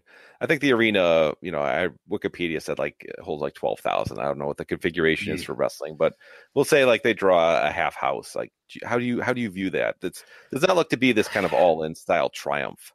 That it was right. It's that weird thing where, like, if you don't, like, because we always said with All In, like, they had to get 10,000 or else people are going to look at them and go like, oh geez, like, it's still a tremendous accomplishment that they get like 4,000 people in the Wembley arena, and that's like still kind of cool. But yeah, it would feel kind of weird too if it's like, a half empty arena, even if it is 4,000 people. So I don't know. Yeah, it's the optics are going to be weird. I guess it's because they're going to light it well and it's going to look well. But yeah, it's man, I don't know. I could see that being. I would be disappointed by that, honestly, if I was them. So I'm looking at tickets. It looks like there's not a ton of tickets left if you're trying to buy on the actual Wembley website. So that's good. Yeah, they had mentioned, I guess, the configuration they have. So I don't know if they configured it for. It looks, yes. So they got like a big entranceway, and then I think they configured it in a way where there's not a ton. There's like two big sort of sets of bleachers, but it's not all the way around. Which is interesting. Yeah. Okay, so that's interesting. Okay, so maybe the optics will look all right. Maybe they're going to fill all those seats or whatnot. So yeah, I don't know. It's because right now looks like you cannot get that many tickets. So strange. Okay, well, whatever. Yeah, coming off All In, it can't help but feel a little disappointing, even though it's a different country and a lot of different circumstances. But still, it's kind of bad timing to run up against a big show like that. Yeah, absolutely. And like you said, it just doesn't feel. I mean, it's all kind of the same guys. The only unique guy in the show is Matt Riddle, but it's like he's not really gone yet. He's quote unquote I just saw him at a Progress show. Right, exactly. Like, it's not like he's coming back. It's just like he's staying, and then after this he's leaving. So it's like, yeah, nothing feels special about the show, even though there's a lot of real fun stuff in it. And it'll be a fun show. But that's Progress Wembley. So of course, Voice of Wrestling will have previews and reviews of that as well. And I'm sure our friends at the Brit Rest Roundtable on this very network will talk about it as well. But that's Progress. And last but not least, before we get to some other topics here, this weekend I'm going to, and I now we have to ask what show you're going to. So actually, before I do mine, where are you going on Sunday? Sure, you are going to a wrestling show. You said Beyond Wrestling show. They're doing kind of a gimmick where Beyond is doing a gimmick. Yeah, this one is people who have not been at a Beyond show before, so like a bunch of newcomers, and tickets were half off, and it's like 10 minutes from my house. So that's a good way to book a shitty show. Hey, here's guys. I'm joking. That's good that they're half off or whatnot. So. No, the guys with names like Marco Stunt are going to be there and things like that. So I'm like, oh, I'll go check him out. Tickets were half price, 10 minutes from my house. So I did not realize it was up against the New Japan show. But that's all right. Live wrestling is always better than watching. Yeah, I know. Yeah, live wrestling, it's always good. That's a hell of a game. I'm gonna become a promoter and just be like, hey, I've never booked any of these guys before. It's a whole new show. I like that. That's ballsy, but I give it up for Beyond. They always have interesting concepts. But that sounds like a lot of fun. Do you know who else is on that show? I'm trying to look it up right now. I'm interested who you've never seen before. Marco Stunt's kind of the big name in that regard, but I'll see if I can. Some of the names I'm just not familiar with, which is actually fine by me because I remember. This looks like a kind of a fun show. Actually, I feel bad. I apologize now. You got AR Fox, Tony Deppen. That should be a lot of high flying, pretty good. Yes, Joey Janela ground his ankle to oatmeal. So yeah. Air Fox in there now. Or his knee is just fucking shot. I mean, he said he like tore everything. That's gonna be a while for that. Doom Patrol versus Teddy Good and Devil's Reject. IFBO versus Project Generation versus Sultan versus the Amazing Graysons. Those are not real people. Who are those people? John Silver versus Chris Stadlander. Josh Briggs versus Kurt Stallion. There you go. Josh Briggs, Kurt Stallion. Lufisto. Yeah, Kurt Stallion. Yeah. Oh, yeah. You never seen Kurt before? He's fine. No, I think he never made his way up here before. So I enjoy Kurt. Orange Cassidy, Marco Stunt. Oh boy. Ooh. Okay. Well, that will certainly be a match to talk about one way or another. Tracy Williams, Travis Huckabee, Wheeler Yuta, and Jackson Stone. So that's interesting. That's a pretty fun show. I like the name. Please come back. That's a pretty fun name for it. Yeah, and I remember, at Beyond Pre-Show, it was the first time I saw MJF and Wheeler Jimmy Yuta, and they, really jumped out at me, and they went on to do good things. So we'll see if anyone else can do the same. Yeah, Air Fox Tony Deppen should be fun. Have you ever seen Deppen before? Deppen's from that area. I can't believe he's never worked a Brown show. Isn't he from like Boston area, or like he's Massachusetts? I thought.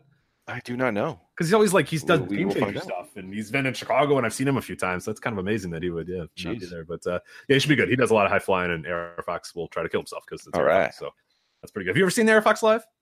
Oh god, yeah, he's always on Beyond show. I see him probably okay. Beyond show. Then this is a live a show that they have Air Fox. He's been on shows before. Now I get it. Well, it's usually one.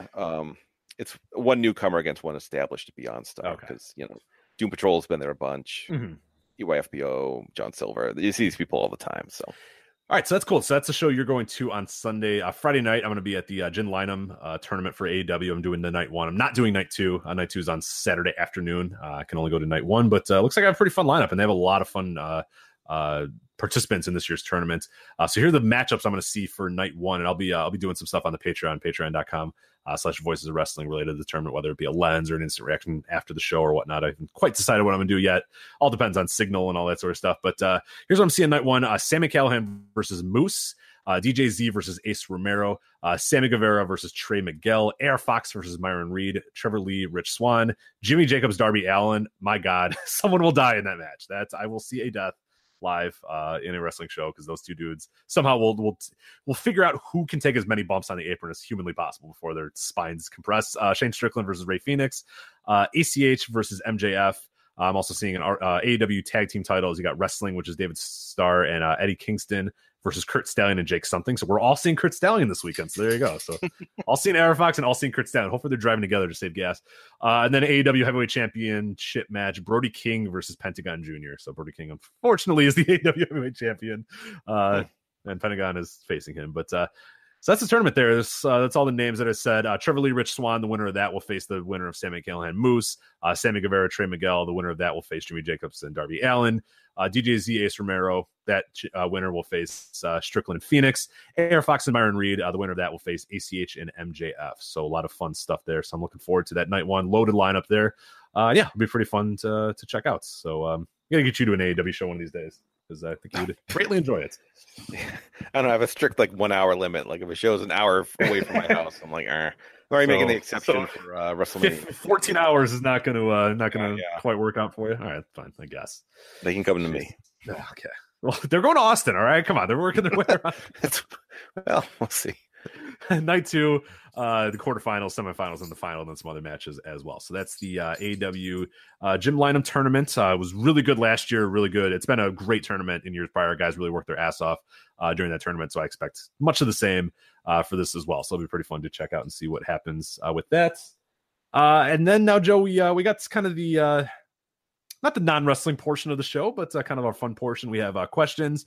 And then before we do that, though, I wanted to talk with you, of course, because you are the one and only Joe Gagne. We have to talk video games, especially pro wrestling video games. First, let's talk about Fire Pro. Fire Pro World, of course, came out on PS4 since the last time we talked. Came out about a month or so ago. I know you played a lot of the Switch game on PC, and we maybe have talked about Fire Pro World before, but overall, what have your thoughts been of this Fire Pro World as they've kind of updated it? The creators have made some stuff. There's been game modes added. What's kind of your level of interest so far with Fire Pro? I've been waiting for the New Japan, which was released last night. The New Japan DLC. If you're on Steam and you have Fire Pro like I have, that's available for you. You can get that. So I haven't really if you were going on too long about one topic, I was going to dive in a little, see if I can get a little gameplay in while you were bloviating. But, that's true. That's Lanza. You can always play a game during Lanza. I don't. That's why this show is going to be about 2 hours long, because you and I were both. We breezed through it. No, it's just it's Fire Pro. It's not terribly different from the SNES version I emulated like 20 years ago, and it's just kind of amazing that it made this comeback. I know games, old games getting remade or updated is all the rage, but it's something I never thought I'd see, and not seeing an actual official license with it is kind of amazing, especially since they never had official licenses and guys would just have goofy names even though they would look the same and have all their moves. They would just have different names, and that was somehow okay. But no, it's great to have it back. I can't wait to dive in. I watched you play some of the New Japan story mode on the Patreon special, so that got me excited, especially your 17-minute Young Lion match. Yeah, I really, it's a fun mode. I mean, it's apparently like there's people that have gotten like super deep into it, and there's a guy that said like, yeah, I'm in like the G1 of like the second year, and it says I'm like 20% done. I'm like, oh my god, like what the hell? Like this mode apparently just goes on forever, and just like it is super deep, and you have a bunch of matches, and a bunch of stuff. So I'm excited about that. I mean, I like the idea that there's always something to give me back, because while I love the Fire Pro games, they tend to sometimes, if you're not into customizing, you're not into doing some of that stuff, they can kind of lose a little bit, where there's not really like, okay, what am I going for? What am I trying to gain with this? It's a fun game, and I love the gameplay, and I love the customization. I love all that. But the inclusion of like a real career mode, I think will do a lot for me. And it seems, from what I can tell so far, I've only played a few hours, and that's barely scratching the surface of it. From when I played, a really fun game mode as well. You start as a young lion, you're doing training. Some of the training you'd have to do specific things in those specific matches, and we heard that once you get to the G1, it gets fun, and like all this sort of stuff. Like just the idea that you can do a G1 with your created wrestler sounds like a hell of a lot of fun. So I'm excited to kind of dive in even a little bit more. Yeah, the old, the other story mode you used to have was just beat everyone. Right. Beat everyone in All Japan, you can unlock Giant Baba, and that was kind of the extent of it. But like that sounds great, like actual genuine career mode where you start and then build up. No, that sounds awesome. Let's stop the show so I can go play. Yeah, so I'll get you out of here quick. Bullshit. Yeah, get me out of here. Yeah, no, a lot of fun, but and the createds has been pretty good. On PS4, it's a little weird because you got to go online to like the fp-arena.net and then download them there and stuff. So it's a little weird, and you can't rename stuff. So it's a little wonky. But if like you said, you're playing on the Switch, so if you're like kind of familiar with like Nintendo Online, you're kind of okay. Well, I'm actually on PC. I don't think it's on the Switch. Well, I'm saying though, in terms of like, Japanese companies sometimes have like really weird ways of going about online stuff where you're like, well, why do I have to do that stuff? And it's like, whatever, who cares? Like, it's fine. Because like Switch, it's like, yeah, you can like not play with your friends, or you can kind of play with your friends. If you want to do a headset, you got to buy these 8 things. And you're like, what the fuck? Like, I don't want a game code. Like, just give me a username. Like, what are you doing? But it's like, sometimes they just do these things. You know what I mean? It's fine. It's just another step. But once you do that one step, you're fine with it or whatnot. But they should do it on Switch. That'd be an incredible game to play on Switch. I'd play the fuck out of that if it was on Switch. But that's that. But Fire Pro's pretty awesome. Definitely want to check out. Hopefully doing some more squashing buttons on Patreon with playing through Fire Pro, because hey, if I'm playing it, I might as well fucking stream it. So we'll see that. But a lot of good stuff there. So was able to dive in. The other day I went and downloaded like 100 classic guys or whatnot, so it's pretty fun to kind of go in there and now have an entire stable of classic pro guys. And I don't know if I'm ever going to get like obsessive with it, like where people used to be, where everybody was in the right spots and there's all these different roster guys and whatnot. I don't know if I'm gonna do that. I feel like I kind of like the base roster and then just get some like guys that I want to play as, but I don't know that I necessarily need like every single person that's ever wrestled in Japan or America. I don't know, we'll see how things go and how the creator wrestlers go. How do you usually tackle a Fire Pro game? Do you kind of stick with, or are you one of those weirdos that just downloads everybody? No, the days of being weird are done. Who's got time for that? Be like, wait a minute, this junkyard dog can jump off the middle rope. Like, I better delete this. Yeah, right. It's bullshit. This guy. Those days are long. Like, this JYD does a Phoenix splash. Close enough. So. Yeah, whatever. It looks like JYD. That's all I want. Yeah, when I went through, I was like, that looks like Kensuke Kobashi. We'll move on. Yeah. I don't know what he does. I always see like the weird, like, someone made like Chef Boyardee or the Cookie Monster. And I'm like, I really don't get the appeal here. Like, God bless, I guess, if that's your thing, Someone's doing it. And I don't know if you've actually delved into this Fire Pro creator. I, for 5 seconds, was like, I should create a guy. And I got into that menu and I said, nope, I'm out of here. This is bullshit. It is. I don't understand how anybody creates anything in that game. It's so ridiculous. It's super deep and amazing, but dude, God, you got to be spending hours trying to get guys. Yeah. Stuff like, No Mercy or WrestleMania 2000 had that kind of creator mode where you could just kind of mess around and make someone, and in a reasonable, like a half hour, you could kind of come up with, something decent. But this, you need like, he's doing like, DNA coding and stuff to get the proper right. Like I'm not doing that. I'm not attributes doing for your that guy. bullshit. Yeah, It's get out a of here. little too much. Yeah, I don't have time for that shit. But let's talk about a game that I also don't have time for. And at least speaking of don't have time for shit, WWE 2k19, Joe, coming up in 2 weeks now at this point. WWE 2k19. I know you're nothing if not the world's biggest WWE 2k fan. So how excited on a level of 9 to 10 are you for WWE 2k19? -9 thereabouts. You just look at the presentation. I mean, you look at, can we get something, not even comparable to like Madden, like comparable to a good PlayStation 3 game. Like that would be a big upgrade at this point. It's just like you said, you see the side by side, like, well, here's the Tyler Bate in the game, and here's the Tyler Bate. God, the Tyler Bate. Some dude just made Tyler Bate looks terrible. Oh my God, it looks like an intern spent 5 minutes, and he's like, here's what I have. Like, I'll work on it tomorrow, and they're like, that's good enough. Like, he's got hair, he's got tights, we're good. That we'll go with that. Yeah, it's like, oh my God, like it can't be that hard. Don't you just do scans and kind of go from there? Like, was he not available because he's in the UK? Did you have to use like your cousin or something and kind of just go from there? Just download the other guy. Like, there's better ones that people made. Like some 12-year-old made a better one. Just download that one and just say it's the new one. You know what I mean? Like, you could just steal that player model and probably do it. But it's my God, yeah, what a complete disaster. 2K19. I mean, I have absolutely zero desire to play it. I usually on a yearly basis will sample these games for about an hour. I saw a gameplay video and I was like, I'm never in a million years going to play this fucking game. Like, how are we still working on the same engine we've worked on for 25 years? It's unfathomable that they haven't updated the engine. It still plays the same. It still looks the same. I mean, yeah, it's got fun entrances and it's got all this sort of stuff, but man, the gameplay is just the goddamn dirt worst. Hey, there's big head mode this year. I saw that. Oh my, you're gonna spend time on fucking big head mode? Oh, Jesus Christ, what is it? NBA Jam. Yeah, fucking NBA hang time garbage. Like, what are you doing here with this? God Lord, I saw that. I saw people being like, "Oh my God, hey, big head mode!" Like, really? That? How long are you to play big head mode and actually enjoy it? Like, I didn't even enjoy it in NBA hang time. Like, it was something that like you were trying to get a better code on the screen and you just ended up with big head mode and you're like, oh, and your friends are like, oh no, like, I know, I'm sorry. And it was like fun for 4 minutes that they had big heads and then you're kind of over it. Like, that's about, and I'm sure that they spent, but also the people that buy in it, it's like not that hard to even do a big head mode. Like, I don't know anything about game programming, but I imagine you just like attribute head like up, you know what I mean? Like, it can't be that hard to even program. So that's the shit they shovel in your face and for 2K19 and they're they have Bray Wyatt's House of Horrors or whatever match. Right. Oh my God. But no Tommaso Ciampa though. You'll have to wait. Maybe they'll put him on the DLC. I hope, Joe. I hope for God's sakes that they put Tommaso Ciampa on the first DLC. God, I'm just looking at all the legends that are in the game. Like, how long is Edge going to be in WWE games? Like, forever? Like, I don't know. I think if you really like Edge, you've probably played a video game with him at this point. I think you got the point. But how many different edges do they have? I remember one year, what was it, the Kurt Angle year? Like, we have 5 Kurt Angles. You're like, I don't need 5 Kurt Angles. Like do you get Edge and then weird babyface Edge that nobody liked, and then rated R Edge, and then broken neck Edge, and then short haired promo sometimes Edge.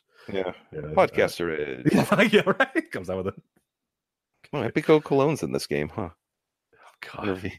I remember one year, like, they had the Usos, but you had to buy them separately. Like, they weren't a pack. Like, who's just gonna buy Jay and not Jimmy? I'm good with just Jay. I'll move on from there. Like, I get the point. Like, if they are twins, you could just use different outfits and team them up. It's like, oh my God. Oh, thank God Randy Orton's in the game. Yeah. You're not gonna play this game, are you? No, I'm still stuck on a Xbox 360. So last one I played was my Angelo Dawkins. How exciting! Yeah, just coming over here. Just couldn't find a way to get Ciampa in there. Though, gosh darn it! Like, so weird how just like the 4 Horsemen that one year, they just couldn't. God damn it, they couldn't get him in there. Thank God, though, 2 weeks after they had DLC, that they were in there. So they at the last minute righted the wrong. So Jason Jordan's in the game. Remember him? Yeah. He comes out in his agent outfit. He's just wearing a suit. He can't play as him. He just puts matches together. Right. Yeah. Oh no. Yeah, that's W2K. So that's our great preview of WWE 2k19. So what's the new game mode? I don't even. Who cares? Who the hell cares? Joe, I want to talk to you about this. Recent Patreon episode of Squashing Buttons, I played WWF Super WrestleMania for the Genesis. Mm-hmm. Why is that game such a steaming pile of shit? And why did I spend a half an hour on it? I don't know what's wrong with WrestleMania, Super WrestleMania for the Genesis. Okay. All right. So kicks did more damage than anything else in the entire game. Well. So eventually I realized that I should just kick everybody. Everybody had the same moves, except they had finishers. So that was kind of cool because that was different. I then watched your video afterwards. I'm like, oh, Joe better have like fucking eviscerated this game. And then you did. You eviscerated the SNES version. Because literally everybody had the same moves and nobody had finishers. There's no difference between being Earthquake or Jake Roberts. I actually remember Nintendo Power was like, well, if you do a body slam with Jake, it kind of looks like a DDT. I'm like, get the fuck out of here. Nintendo. Like, well, Get I mean, you close your eyes and imagine we did a DDT. Then, but you like the Genesis version? I didn't mind it. I mean, considering, the horrendous WWF games on the NES at the time, it was a definite upgrade. If you remember the WrestleMania game where, it wasn't even, he just ran around the ring and kicked each other and tried to grab the little logos. They tried to grab a cross for the Hulkster, I guess, give him energy. No, there was an enormous upgrade at that point. So this also led me kind of to have this discussion. It's interesting, and people have asked us this question too, and when we asked for a call for questions on this episode. But how many of these? Because you played all of them through the Funtime Arcade, of course. If you haven't looked up Joe Gagne's Funtime Arcade on YouTube, definitely I want to go and do that. There are like your obvious usual suspects of like good wrestling games. There's your virtual pro wrestling, your No Mercies, your WrestleMania 2000s, your Fire Pros, of course. There's games like that. By and large, though, do wrestling games kind of suck more than good? Because I as I'm going through a lot of the classic games, I'm like, a lot of these games just kind of suck. Like they're just not very good at all on any level. But I enjoy them. There's some nostalgia to me, but they're kind of bad, right? Yeah, I mean, can you say that for any other? Like, are there more good baseball games than bad ones? Yes, I think so. I really do. I mean, God, just off the top of my head, like I'd rather play RBI baseball and MVP 05 and All Star baseball is pretty good. Triple Play 96 is pretty good. Like I don't know, I baseball All Stars, Super Baseball 2020, which is only 2 years away from that becoming a reality finally. So we're all robots. That's true. We're all did you mention Baseball Stars or did you omit that? I did not mention Baseball Stars yet, but that one. That's one of the greats. But I'm just thinking of the original baseball on the NES, where the ball would go through the outfield wall for a home run, and it's like, oh, that one does suck. Yeah, I'm just going back and I played the WCW game for Super Nintendo, and that's fine. Or no, Nintendo, right? Was that one the WCW? It's just like it's the weird one where you highlight the guys and they talk. Is that Super Nintendo or? That was Super Nintendo. Okay, that one where Ron Simmons is like, what does he say when you cover Ron Simmons? Show me respect. It's clearly not. Yeah, it's just some guy going, show me respect. Yeah, that's right. They just had some developer be like, try to do a voice like a big black guy. Okay, show me respect. All right, that'll work. Yeah, whatever. That's pretty good. But I mean, that game has it's weird and interesting. Like, I went back and I played a lot of the Raw and Royal Rumbles, and I enjoyed those games as kids. They're not as endearing to me these days, but I think it's maybe just because I'm a little spoiled in some way. But I don't know. I love old wrestling games, but they're really not. They're just the depth in a lot of them is just kind of bad. But that's all right.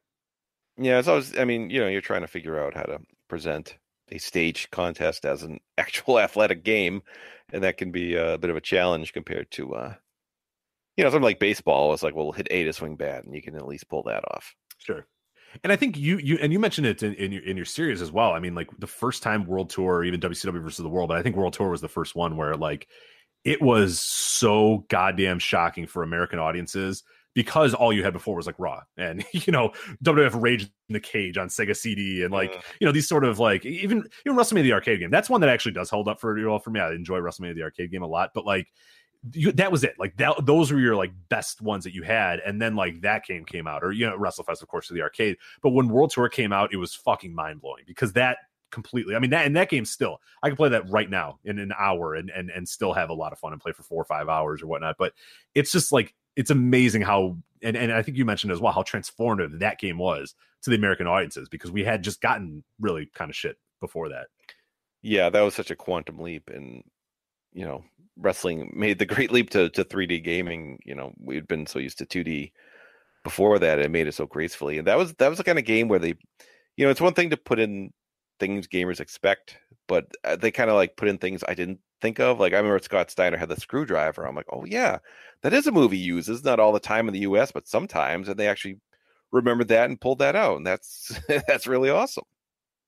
Stuff like giving La Parca a chair to start the match. It's my God, yeah, do that. It's so great. Yeah, little stuff like that was just like so awesome. And like the little things in those games were incredible because you didn't get little things in these games before. No. Like you said, like the little things was like you had to pick up a cross for health for Hulk Hogan. You were looking to get big things, right? So little things you were never going to get, but yeah, like that stuff, the inclusion of the different game modes, like you beat guys, you unlocked guys, like stuff like that was just like, oh, I mean, like we kind of took for granted in those, and like maybe now you look at them and you're like, oh yeah, whatever, you go through these game modes, you unlock people, but still it was like a big deal. And like everybody kind of feeling, I think the best part about it is every wrestler kind of felt like themselves. Like when you played as Scott Steiner, for instance, you felt like you were wrestling as Scott Steiner for the first time almost ever in a wrestling video game, because a lot of times you were Jake the Snake Roberts or you were Rick Martel in a game, and it didn't feel much different. I mean, you were Doink or Diesel, and it kind of felt the same. But this is the first game where it really felt like guys had like a little bit more weight and felt unique. So yeah, it's the idea that like you should really just go and like play through some old games and then play World Tour or even a No Mercy or WrestleMania and even a Revenge, and just be like, oh my God, like Jesus Christ. That's why these games were as big of a deal as they are, and that's why we still talk about them to these days. I mean, they just were that big, and shit, I don't think they've gotten anywhere close to that. In the last 15 years. I mean, Here Comes the Pain was pretty solid, but it's been quite a while since they've been anywhere near that. Oh, I love Here Comes the Pain. And then I remember next year, I forgot to follow, maybe in the first Raw versus SmackDown. I'm like, this will be even better because they'll make tweaks, but keep everything. And it was just terrible. Yeah, it was just who knew that Here Comes the Pain was an apt name for that game? Yeah. It was it's like the future is pain. All the good stuff. Right. Yeah. Yeah. I remember, those games like Revenge was, still the same core gameplay, but they made improvements. Like you could kind of position guys in certain ways now in a grapple, and they would make little tweaks like that, but keep the same gameplay, intact.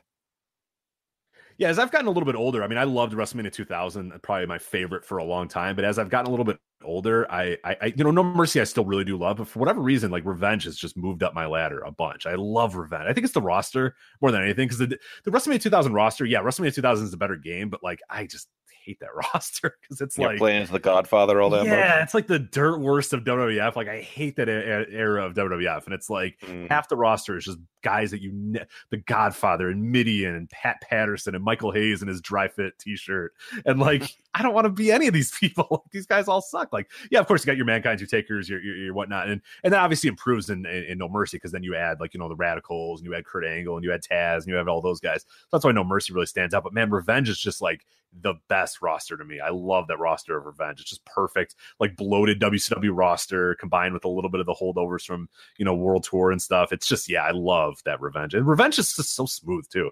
I love that game a lot. We should go play Revenge right now. Yeah, I mean, WCW still holds a real.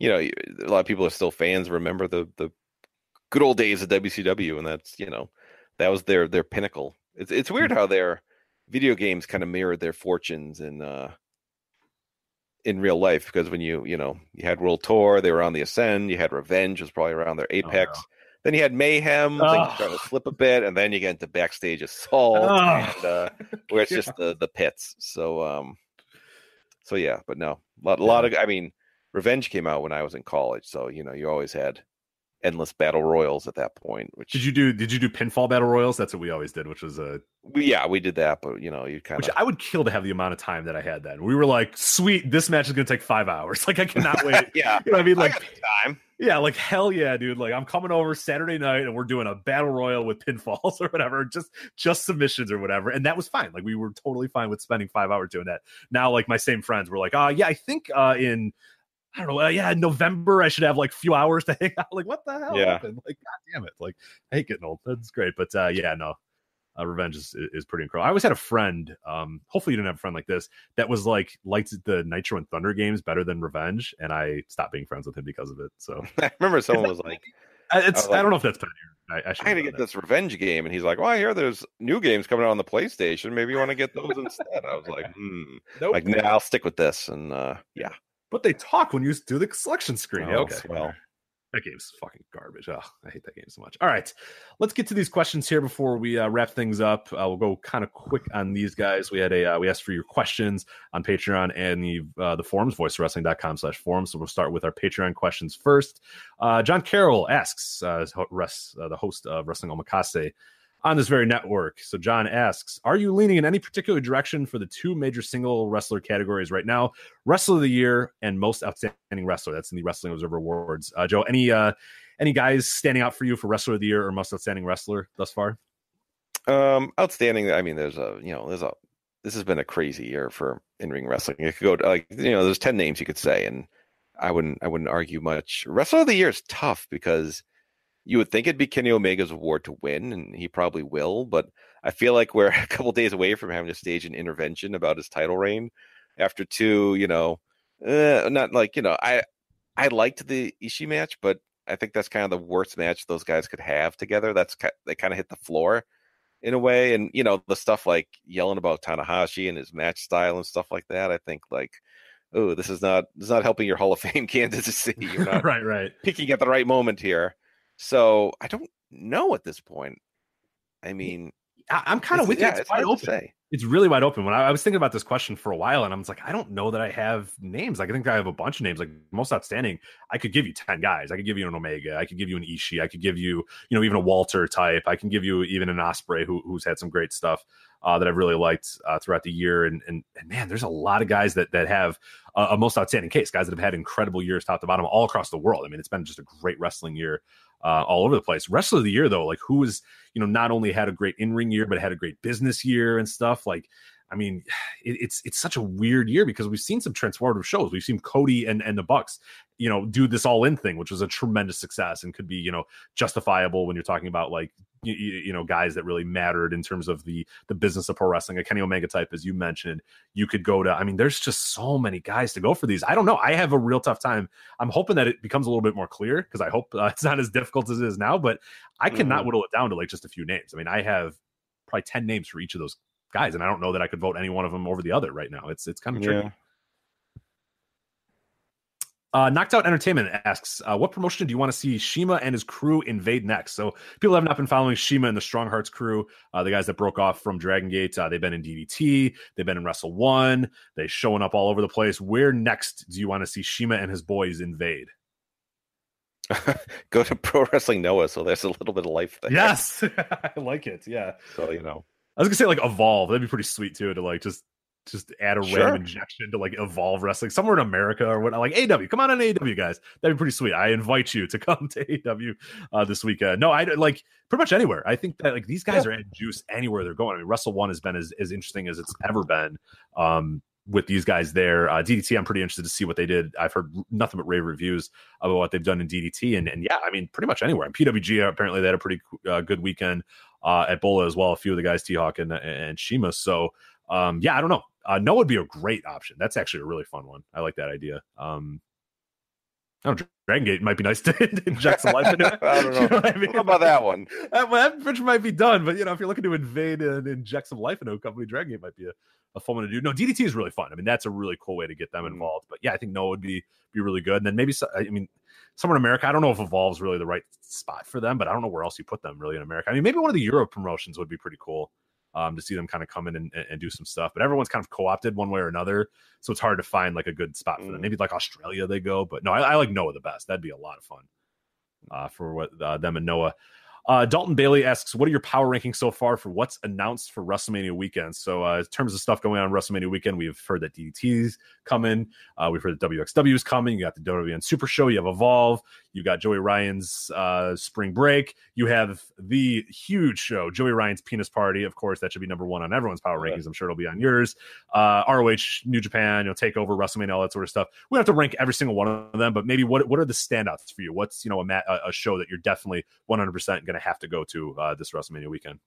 Well, I bought a ticket for the Madison Square Garden show with Ring of Honor and New Japan, so that's, I guess, number one. That's the one I'm probably most excited about. I think that'll be a pretty crazy experience, and DDT is definitely one I'm gonna pencil. I mean, I don't know like where I'm staying, how I'm getting there, how I'm getting around, but I'm going to MSG. I'm going to DDT.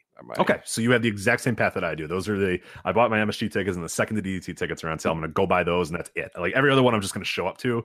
Again, like I said, I have no clue what I'm doing. I haven't even bought anything else. I just buy those 2 tickets and then just kind of figure out around there. So you and I have the same schedule, so I will hopefully see you then. So all right. So I think that penis party is kind of like a trap. Like anyone who buys a ticket and goes kind of gets a tracking device put on them. Right? That's where you go. Yeah, like the idea that your email is going to come in, like your tickets for Joey Ryan's penis party have arrived. Like, you know what I mean? Like, download your tickets now for the Joey Ryan's penis party. Yeah, that's some. Yeah. All right. Jamie Sessions asks, any locks for Wrestling Observer Hall of Fame voting? Anyone that has fallen off that you can't believe did? So, Joe, you are a Hall of Fame voter, kind of, sort of. Yeah, I got sent a ballot once I have to remind Dave all the time, like, you know, like, hey, Dave, don't forget me. And so then you get a ballot, you send a ballot. We don't know if your ballot gets counted, but well, hey, you know what? Hey, it's fine. Hey, it's progress. All right. Yeah. So acknowledges you. So any locks this year for the Wrestling Observer Hall of Fame? By the way, we're going to do a lot of Patreon content about the Hall of Fame, so expect that over the next few weeks. But yeah, any guys that are standing out to you right now? I don't think anyone's a lock. I think Omega is just too new to be on the ballot. Same with Naito. Right? He's kind of going in, isn't he? Omega. It's going to cause. I don't think so, because I really thought Naito would have gone in. I think hopefully people learn their lessons from Nakamura, who went in before his jump to NXT and the WWE, and everyone's kind of like, maybe we should have held off a little bit on that. Right. So I don't see anyone as a. It's probably not a Stone Cold. I think when Okada goes on the ballot, he will go in handily first time. Mm-hmm. I think of guys, just kind of looking at last year's voting. Guys, so basically, there's a few guys, and if you don't know about the Wrestling Observer Hall of Fame, there's a few guys that need to get over 50% or else they get dropped off the ballot. That doesn't mean necessarily that they're going to go in. It just means they have to get over this threshold. Mm-hmm. Jun Akiyama, he was at 47%. I think he might get a little bit of groundswell, especially with All Japan and them sort of resurrecting themselves. So it'll be interesting to see if Akiyama, again, like lock is a really strong term for him. I don't know about him. Jerry Jarrett, he was at 50% last year. He needs to get 50% over 50% again. Again, I don't know that he's a lock to get in, but I think he might, be a lock to kind of stay alive. And then Sin Caras in the Mexico region, he also is hopefully going to get over 50%. But yeah, when you look at guys last year that were pretty close, Gary Hart was at 55%, Jimmy Hart was at 54%, Howard Finkel 54%, Bill Apter at 52%. Like nobody really, the Missionaries of Death in Mexico, they were at 57%. They probably, I would say, have a good chance of going in, but nobody else really feels like a lock at all. This could be a year. It's weird. It might be a year where like nobody gets in. Your new guys are Kenny Omega, Rick Martel, Samoa Joe, Paul Jones, Johnny Rougeau, and Univero 2000. Like, I don't know. Samoa Joe's not a lock to go in, and Kenny Omega's not a lock. So, yeah, lock is a tough term for this year. Yeah. This might be a year where nobody gets, you know what I mean? Like, it might be the Missionaries of Death and, like, Gary Hart, and that's it. Yeah, it might be one of those years. We've had a couple recent years. We've had a good amount of entrants every year. This might be a year where, I think, wasn't there one year where just, like, the Rock and Roll Express went in? Yeah, I think that was 2 years ago they went in. Last year we got Mark Lewin, Mike and Ben Sharp, AJ Styles, Minoru Suzuki, and Pedro Morales. Yeah, so that was a busy year. That was a huge year that got a lot of guys that had been kind of hanging around for a while out. So yeah, it'll be interesting to see where those guys kind of fall. But yeah, I don't think there's any locks right now. But and then anybody that fell off that you can't believe did. The guys last year that fell off: Pepper Gomez, Dick Hutton, China. I think those are all probably likely people to fall off. Who fell off the year prior? I'm trying to see here. Keiji Shibuya, Ron White, Kimura, Fishman, Dominic DeNucci. I don't know if there's been any huge surprise fall offs to me. Nobody really stood out to me. No, still a little salty. Graham Hamada never went in, just kind of given his kind of the overall influence, in-ring ability, and the enormous crowds he drew in Mexico was kind of. I'm a little salty about that, but what can you do? I was always surprised that Ultimate Warrior fell off as quickly as he did all those years ago, and Goldberg too. They're back on now, but they're just kind of getting like basic, very small amounts of. I was kind of. But if Goldberg was going to get in, it would have been last year. Exactly. Yeah, he peaked right with his run, and I think his run's just a little too short to. I'm with you. Yeah, I was going in. Yeah, I was surprised that he didn't get a little bit more, but once he didn't get any more, it was kind of like, all right, yeah, that's probably not going to happen here. And then last year, also, I should mention, Kurt Hennig fell off. I know that one kind of stings for some people, but it's fine. It's it's the Hall of Fame. It was Viano 3. I know a lot of people were upset about. I don't really have any super strong Viano 3 thoughts, so I can't really give you that much there. But yeah, he was another guy that dropped off as well last year. But yeah, so that's a question. Luke Stacks asks, what do you see Goto doing in 6 months? He had a curiously low point total in the G1 and seems absent from the Chaos Implosion. Is he just going to keep trading the Never title with Taichi, end up in a tag, win the New Japan Cup, or slide down the card even further? Joe Gagne, what the hell do you do with Goto over the next 6 months? Unless he's part of some Chaos shakeup. He's probably just going to keep on, he'll win the Never title, lose it. Maybe he'll team up. Maybe he'll win the tag league again. New Japan, another New Japan Cup, have a good middle of the road G1. Yeah, I don't see any kind of real path to break out for him at this point. I don't see him really breaking into that top main event scene the way it is. I mean, maybe he'll get another shot. I don't know, but I kind of see him being where he is right now. Yeah, there's nothing happening with Goto. I mean, yeah, people can keep hoping for it and wishing for it, and yeah, he's innovative on offense and does all this sort of stuff, but they obviously don't see Goto on that same level. So yeah, maybe he'll have some weird hope run where he wins a New Japan Cup and everybody thinks, oh, Goto again. But yeah, I don't. Hopefully something in this Chaos Implosion. Hopefully he gets involved and he is a major player in it and whatnot, because it'd be nice to see him finally get something. But yeah, that ship is sailing, and he's getting passed up by like every new guy that comes in. You know what I mean? So like, yeah, it's gonna eventually be probably be an issue for him getting anywhere. All right. Cody McAnally, who's done some history pieces on voicewrestling.com. Really great stuff. If you have not read those. He asks, do you think WWE could pull off a G1 style tournament, league tournament, make it successful with fans in North America? What would you think of a junior league with the 205 live style wrestlers? Would this be an option that you would explore if you had control? I feel like having leagues could really help layer stories and matches. What are your thoughts? Well, I'll give my thoughts real quick. Of course, I think they should. And if I was in control, I would, but they will never, ever, ever, ever, ever do those. So Joe, your thoughts on G1 style tag leagues, either being 205 junior league or a main roster G1 style league thing? Yeah, I mean, the thing with Japan is single matches are so much rarer. I mean, look at any New Japan undercard. It's just a bunch of tag matches. So any kind of singles match has some kind of novelty, because you don't, even something like Makabe and, Yoshihashi has some novelty to it. They're not push guys, but that's the only time of the year you'll see it. And, we see guys in big singles matches all the time. If you saw Drew McIntyre versus Roman Reigns on Raw, you wouldn't even blink. But, so it kind of loses that cachet in a bit. I mean, I would do it. I would do that. I would tie in house shows. I would have some of the matches take place on house shows, give house shows a little juice. I would tape those matches so you have a little bonus for the network. I think it'd be some good storytelling. It wouldn't have the impact the G1 does. I certainly would explore it. I think for 205 Live, if you want to try, I think it's a, because that's a brand that doesn't have specials. If it's lucky, it'll crack the pre-show of a pay-per-view, and that's it. So something of their own is worth it. And I think, isn't the Mixed Match Challenge a round robin tournament this year?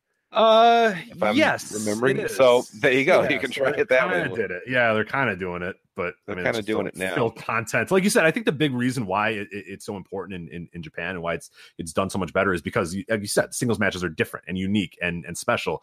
Like a G1 style league with the main event would be like, Dolph Ziggler versus Seth Rollins. And like, it's like, well, you've seen that match like 1,000 times, like Kofi Kingston versus Dolph Ziggler, like, Dean Ambrose versus Drew McIntyre. Like you're getting them almost every night. I mean, basically WWE booking over the course of a year is basically a gigantic bad G1, which is, round robin match, just this constant cycle of guys facing each other on and off. But yeah, I don't know. I mean, I think it'd be a great idea. And it's a way to tell good stories and use, as Cody said, like layer stories and layer matches and tell stories by who wins and who loses. But they're just not gonna, they don't even like doing tournaments, let alone a goddamn round robin. So like main roster, I don't think it'll ever happen. Triple H doesn't come from a school where that's a thing either, so it's not like even he's gonna do it. And I think there'd be a big gap to try to get your casual American fans to get invested in multi-week round robin tournament or whatnot. I just don't think they're gonna get that excited about that. So I don't know. If I had control, I would do it, but I think you need to build it up, as you said. Like I don't think one day you could just say, all right, we're doing one, like let's go. Like it takes time and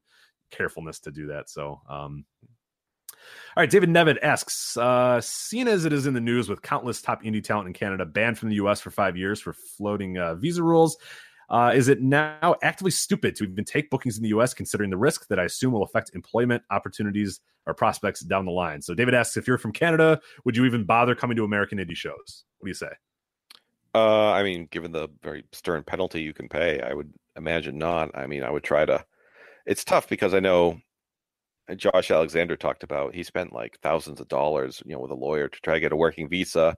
It was just flat out, I think, denied. Yeah, said, like, AEW actually helped him with that. They sponsored him and did all this sort of stuff, and it just didn't. And it just didn't work out. Yeah. So it's tough because it's not like he tried the legal, the legal path and got nothing to show for it, and then. Your other option is just hoping for the best, but you might get kicked out of the country for 5 years. So I don't know. It's very tough.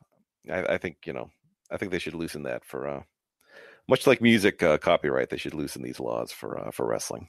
Absolutely. Yeah, no, it sucks. And like, yeah, it's in the news right now, but this is a thing that happens every so often. Like, you know what I mean? Where they all of a sudden get stringent about it, but then guys start there's 2 or 3 months where you won't hear from people. And then then Ethan Page is booked on a show or whatever, it kind of happens where these guys slowly kind of creep their way back in as it goes on. So I wouldn't assume that now all of a sudden this pipeline of Canada talent is done.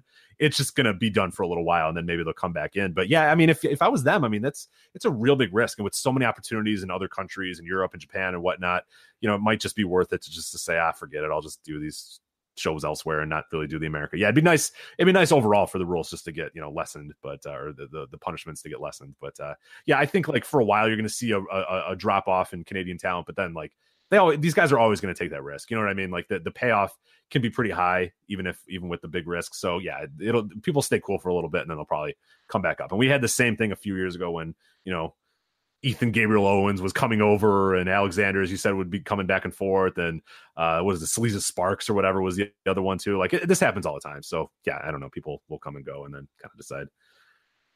From there, Jared Welsh asks, Rich, what happened to the KMP show? Did you murder John? I did not murder John. I just hung out with him last weekend. He is still alive, as far as I can tell. I haven't checked with him today, so maybe he did die today. But as far as I know, he is still alive. But no, the KMP show just got too busy. He had some other stuff to do. He got a lot of voiceover work that he was doing, so he got involved in that. And then I got busy doing over and back and doing some more stuff on Voice of Wrestling, launching the Patreon. So I just decided, hey man, I don't think I'm gonna have enough time to devote to this. So that's it. That's all it was. I don't know did I ever tell you this, Joe, that I was talking with John once and we were talking about a YouTube channel, because he was doing YouTube at that time and streaming and making pretty good money on it.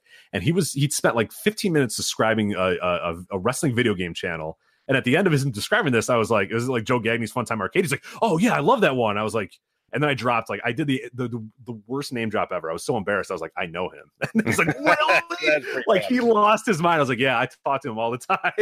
You know what I mean? I used you as my big I know that guy. I could get you. You want to talk to him? I could talk. I could hook him up. And he was like, "Oh my god, I love him so much.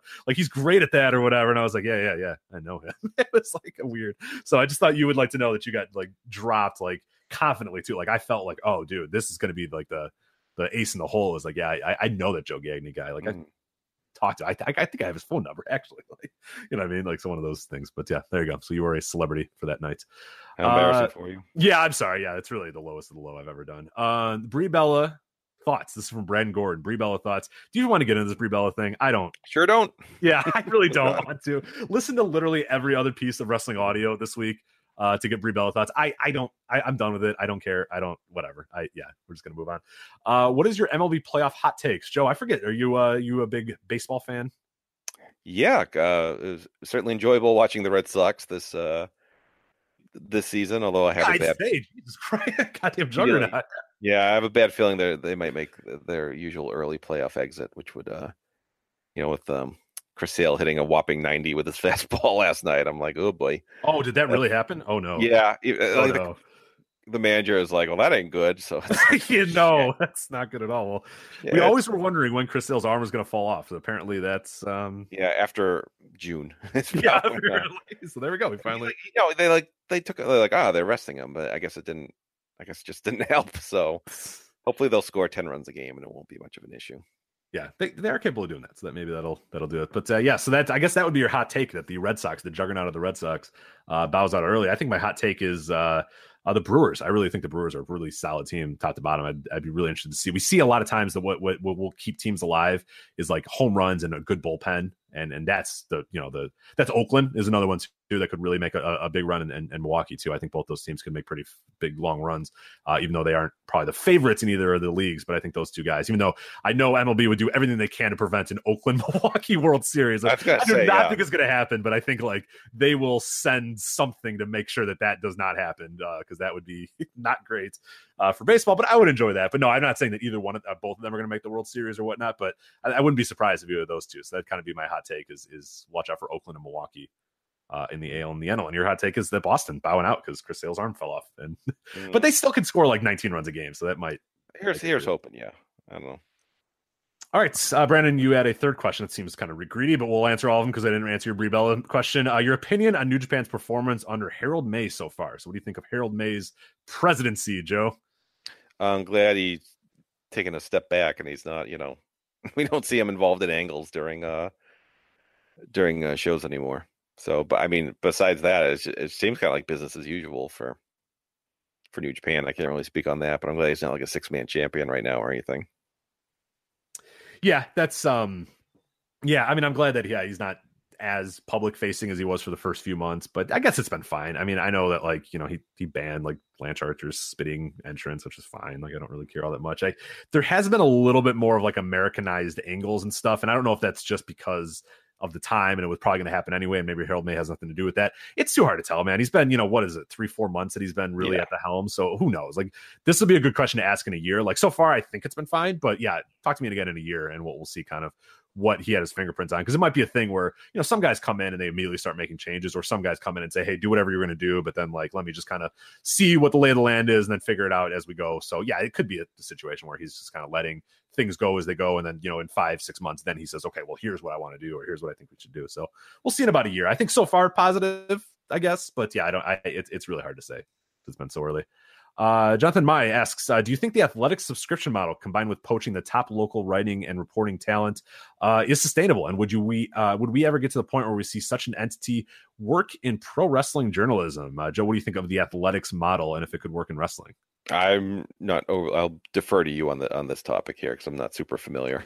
Okay, with the subject matter. Yeah, for people that don't know about The Athletic, essentially it started off as The Athletic Chicago is I think what the first one was. And it was essentially a subscription sports journalism website where you paid X amount a month, you got no ads, and you got pretty decent writers. Like, it was like good writers and whatnot. And then little by little, what they started doing is grabbing a lot of the beat writers, so local newspaper writers, and signing them up to The Athletic and moving them over there. And little by little, it became like one of the spots. Like, I mean, for a while, I think it was the White Sox did not have a beat reporter that wasn't working for The Athletic. Like, that was the only place that you could get like that level of reporting for the White Sox here in Chicago for a while. So yeah, that's kind of what a lot of that became. And they're still scooping up talent all over the place. They're presumably doing well, hiring beat writers all over the place, writing top, reporters and whatnot. So yeah, they're just kind of gobbling up all the big talent and putting them under one roof and making it a subscription model that you pay a monthly fee for to get access to all of it. I think it's sustainable for now. I don't know. Yeah, like it's hard to say, but I mean, I guess it is. If they keep doing this hiring, I'm supposing they are making a decent amount of money with it. So that's good for them. And I think it's great that people pay for writing because that's better for everybody, that people get jobs and people pay for it and they don't have to rely on ads and that sort of stuff. And what's cool about The Athletic too, Joe, is it's not about a lot of clickbait as well, because the implication is you're paying, $10 a month or whatever. You're getting good stuff. They're not just giving you trash. They're giving you decent stuff for your money. So the writers, I think, all enjoy it a little bit more because they're allowed to actually write good stuff and not just like crap that needs to get on a slideshow or be good for clicks. So that's kind of cool as well. As far as it ever working in wrestling journalism, I think it absolutely could. And I think it absolutely might at some point. It's just the idea of getting everybody under one roof is probably going to be tough. And there's always this, the pie that we're reaching for is all very, very small. It's a very little niche. So the idea that like, hey, if we all get together, we can all get this one niche at once. It's like, I don't know if it's that sustainable. Like, it might be better off with a lot of people doing their own fragmented thing and whatnot. But yeah, it'd be pretty cool to see it all get under one roof. But I think it's going to be difficult. I mean, it took hundreds of years for it to happen in sports journalism. So I don't know that it's ever going to happen with wrestling journalism. But I think it could work for sure. So so that's that. We have a few more questions on the forums, and we will get out of here. Okay, so this is from our Isle of Man, on the forums. You've been sent to an island to live for the rest of your life. He says, not the Isle of Man, though, because that's a lovely place to live. You don't want to be on the Isle of Man. You can have one show to watch for the rest of eternity, one theme song you can listen to, and one wrestling video game to play. What do you choose? So, Joe, you get one show, one theme song, and one wrestling video game to play the rest of your life. What are you picking? Now, is this a wrestling theme song or like a television He show said theme song? He just said theme song. So, Joe, you can go wherever you want. I'll take that. I don't know, the Night Court theme song. The Night Court? What? Yeah, it's banger. That's a banger. I'll take that. It is a banger. Okay, all right. I'll take the Simpsons. So I'll have 10 good seasons, and then I can find some scraps for the last 2 decades and one wrestling video game. Maybe I take a Fire Pro because I could always be updating that, or just trying to create someone will take like a month anyway, so that'll certainly pass. Exactly. Yeah, you won't even realize that you're on a desert for the rest of your life, or a deserted island. All right, so one show to watch the rest of eternity. The Simpsons is a good call. Yeah, it's got the most good seasons. In the interest of fairness, I won't pick the Simpsons, but maybe The Office is what I would go with. At least you got about 8 decent seasons of that. But The Simpsons probably would be a good one because you said you got 10 solid seasons. South Park would be a good one too because you have just a lot of consistency through many years, which is key in this when you need the one show. And you're kind of stuck on an island, so you don't really. I don't know that I want like a deep, like intricate, I don't want The Wire or anything like that. I don't want one of those shows or like Lost. I especially don't want Lost. That would be depressing on all levels. So I don't want Lost at all. But something funny to kind of lighten the mood a little bit. I haven't heard. Is this? He didn't specify. Is this like a cool island or is it like a really desolate island? I guess every island that you're stuck on for the rest of your life. But like if I'm just sipping Mai Tais on a beach, like I don't know, I'm good. That's fine with me. That's it's pretty good. But all right, so that'll be one show. My one theme song. Since you went TV show. I think the Cheers song will be pretty good. Keep me in a good mood. I'm planning on being depressed. I was gonna say that's kind of a bummer there. Yeah, I guess that's the song is all about being with people, and I'm by myself for the rest of my life. Assumingly, he does a loaded question here. We don't know that you're by yourself. Let me think about a wrestling theme song. Probably Okada's theme. That always gets me pretty hyped up. Or Kenny Omega's theme. That goes through a few different.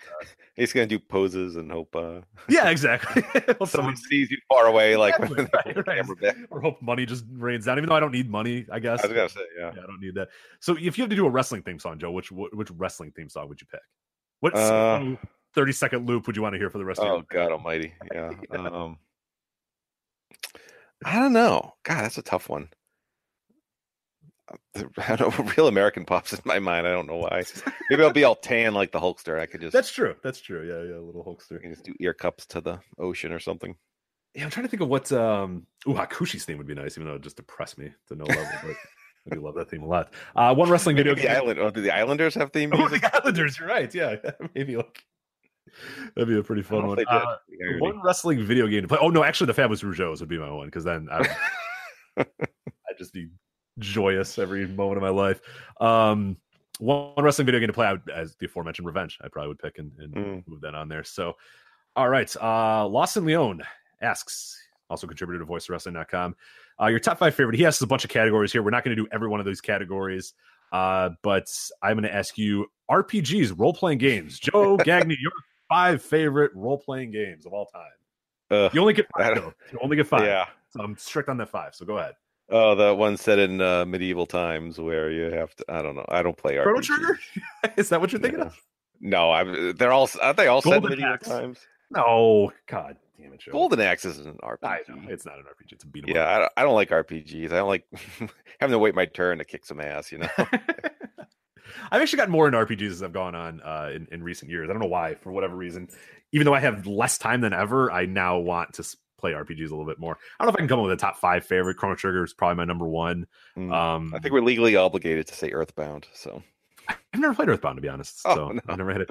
So. I'm just kidding. Actually, if you remember when you're probably too young for this, but Nintendo Power once gave away copies of a Dragon Warrior if you resubscribed. I'm like, hell yeah, a free video game, and it's just like walking around killing slimes, and it's like, you got 1 gold piece. It's like, oh shit, I see if they gave the game away. It's a great game, you monster. How dare you? Yeah.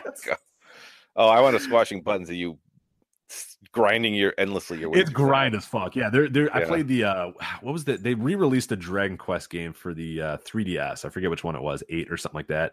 And I swear to God, I put like 50 hours into that game, and I looked at like a game facts to see how close I was, and I was like halfway done. I was like, fuck this. I was like, I have been playing this game. At one point, my wife even asked, like, are you still playing that game? Like, you've been playing that for like months. And I'm like, I know, but I'm almost done.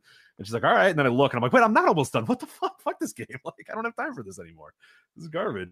But yeah, Final Fantasy VII's pretty good too. I don't love that game as much as some other people do. It hasn't really aged all that well. I don't know if I can come up with my top 5, but maybe if a little bit more time, I can try to think about that. What about platformers? Did any platformers stick out to you that you really enjoyed all time? Man, I always think Super Mario 3 on the NES is just like a work of art. That's a holy grail. Yeah, I was like revisiting that on the. Well, you can play that. You can play it tomorrow, and it still is as fun as it was the first time you played it. Yeah, it's incredible. I wish he asked about beat 'em ups because I could. Dude, I'm a big beat 'em up guy too. We should start a video game web series about beat 'em ups podcast. Yeah, fuck it, beat 'em ups all day. You ever play the Combat Tribes in the arcade? Let me look at the game art to see if I have. Was it Combat Tribes? It's Combat and Tribes. Oh, that one. Yes, I have. Yeah, that game rocks. Yeah, where it's like you're just this huge dude. There's like, I don't know, you're a cyborg or something. It didn't really explain it, but you're slow as hell, but you just beat like you can do like giant swings and you like slam people's faces in the concrete. That's a great game. You fight in like a baseball stadium at one point in that one, right? Yeah, you fight like the racist Indians mascot is like the boss of the whole. See, they're woke. Combat was woke before woke. You also fight like Hacksaw Jim Duggan's dad as like the first boss. It's just this big fat guy with a 2x4. Techno's always had some good stuff. Yeah, I remember that game a lot. I think it's been at NES as well, so it's a good one. Yeah, I think there was a port. I don't think it's really sadly out there. But yeah. Oh damn it! Yeah, I'm not just ditch doing the wrestling games for squashing buttons and just play beat 'em ups because I love beat 'em ups, man. It's the best. Like when my buddies and I get together and we're just like playing old games, beat 'em ups are the best because you can just and then like it's so rewarding to beat them and they're always fine. Like there's a certain level of fun that's even like any of the Streets of Rages you can pick up and play at any moment. It's like any of the Capcom, basically anything that Capcom made that was a beat 'em up is solid. Even the Simpsons, the Turtles, any of those are super easy to pick up and play. And do that. Golden Axe, as we mentioned before, a great one. But yeah, it's a lot of the deep cut ones are actually some of the best. The ones that you would never ever think of end up being a lot of fun. There was one I'm trying to think of. You beat up poachers. What the hell is the name of that game? Which is great. The analogy of just like using rocket launchers to kill poachers is like that's a little What the hell is the name of that game? Beat 'em up poacher. I don't know if that's actually going to get me. What I need. That's it. What is it? Doesn't tell me the name of it. Growl is the name of it. Well, it's awesome. You just beat the fuck out of poachers the entire time. All right. And like as you're doing it, like I said, you're just launching explosions. Like you're making elephants run over people for you, but it's all in the name of like not killing animals. So it's unique in that sense. But yeah, Growl. If you ever get a chance to play Growl, there you go. All right. Tim Dog asks here, yes, Chrono Trigger is the best NES game. I'm going to skip that one because I think you would disagree with that since you don't like RPGs.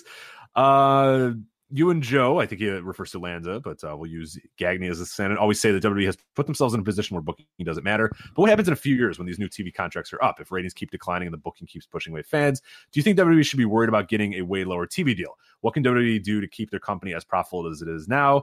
And if they do get a worse deal, what internal changes do you see happening? So a lot of questions there. Let's just maybe ask them the first one, what happens in a few years when these new contracts are up? Or what happens once these contracts get done and maybe ratings keep going down and ratings keep being bad? I mean, do you see it being a big deal? Because right now it's not really. It's like, yeah, whatever, the ratings are down, but we got a sweet TV contract coming up. Is there a possibility that once that contract gets in, that the ratings being low doesn't all the way turn overnight and like it becomes an issue? Do you see that happening possibly? It certainly could be, but I mean, I didn't think they'd get the TV deals they got this time around. After last time they got, I think they were disappointed in what they promised and what they got. And then the ratings are worse now when they get these enormous deals. So who the hell knows what television is going to look like? Maybe, even their bad ratings will be more valuable at that point. Who the hell knows what television and wrestling will look like in 5 years? I mean, look at, 1993 to 1998, there was explosion in popularity. I don't think anyone really foresaw coming, but the way they're set up now, they don't really allow for the kind of like one person to get hot and really explode the business. So maybe Vince isn't in charge. Maybe he is. Maybe he's not, and things get worse that way. So it's too hard to say. I mean, I don't think they'll get as good a TV deal next time, but I didn't think they get as good as they got this time. So who the hell knows? Yeah, it's hard to say. I mean, it's impossible to know. I mean, big important thing is that they offer content. Like they're a content factory at this point, and ratings, of course, they're going to want good ratings, but they're also these stations want content. They just need content that they could put on there. Live content especially is what they want. That's why they're getting their big TV deals. So we'll see. I mean, if the ratings completely crater on Fox, like, yeah, Fox is going to be upset about that. They're paying a shit ton of money and putting them in a big situation. So if the ratings are no good, that's gonna be a problem. If USA I think is always going to sort of, because there was that weird period where USA was like kind of getting annoyed at WWE because the ratings weren't that good, but then like now USA is kind of cratered all overall. So like whatever they get from WWE is gravy. Like that's it. They want that. They need what WWE is giving them. So I think they're fine with that. But yeah, Fox could be the interesting one there. If it's like the ratings absolutely suck, and Fox might just say, okay, look, we can put something much cheaper on Friday. But yeah, we don't know the whole details of the contracts. We don't know if there's ratings threshold, if there's opt-outs, if there's clauses in there. So it's hard to know without seeing that. But yeah, I don't know. It's really hard to judge right now because, yeah, as you said, the TV kind of stinks and the ratings kind of stink, and they get the biggest TV deals ever, and they're like astronomical figures. So who the hell knows? Who the hell knows what the next step is going to be here? But all right, so this is a question I think this is a good one for you. I'm going to do this one, and then we'll do one more, so we're not a little bit too long here so we can get out. But Dan Waka asks, suppose that All Japan Pro Wrestling is working with WCW instead of New Japan in the 1990s. So instead of New Japan working with WCW, All Japan is working with WCW in the 90s. That's basically the question. Who makes up NWO All Japan in this fantasy scenario?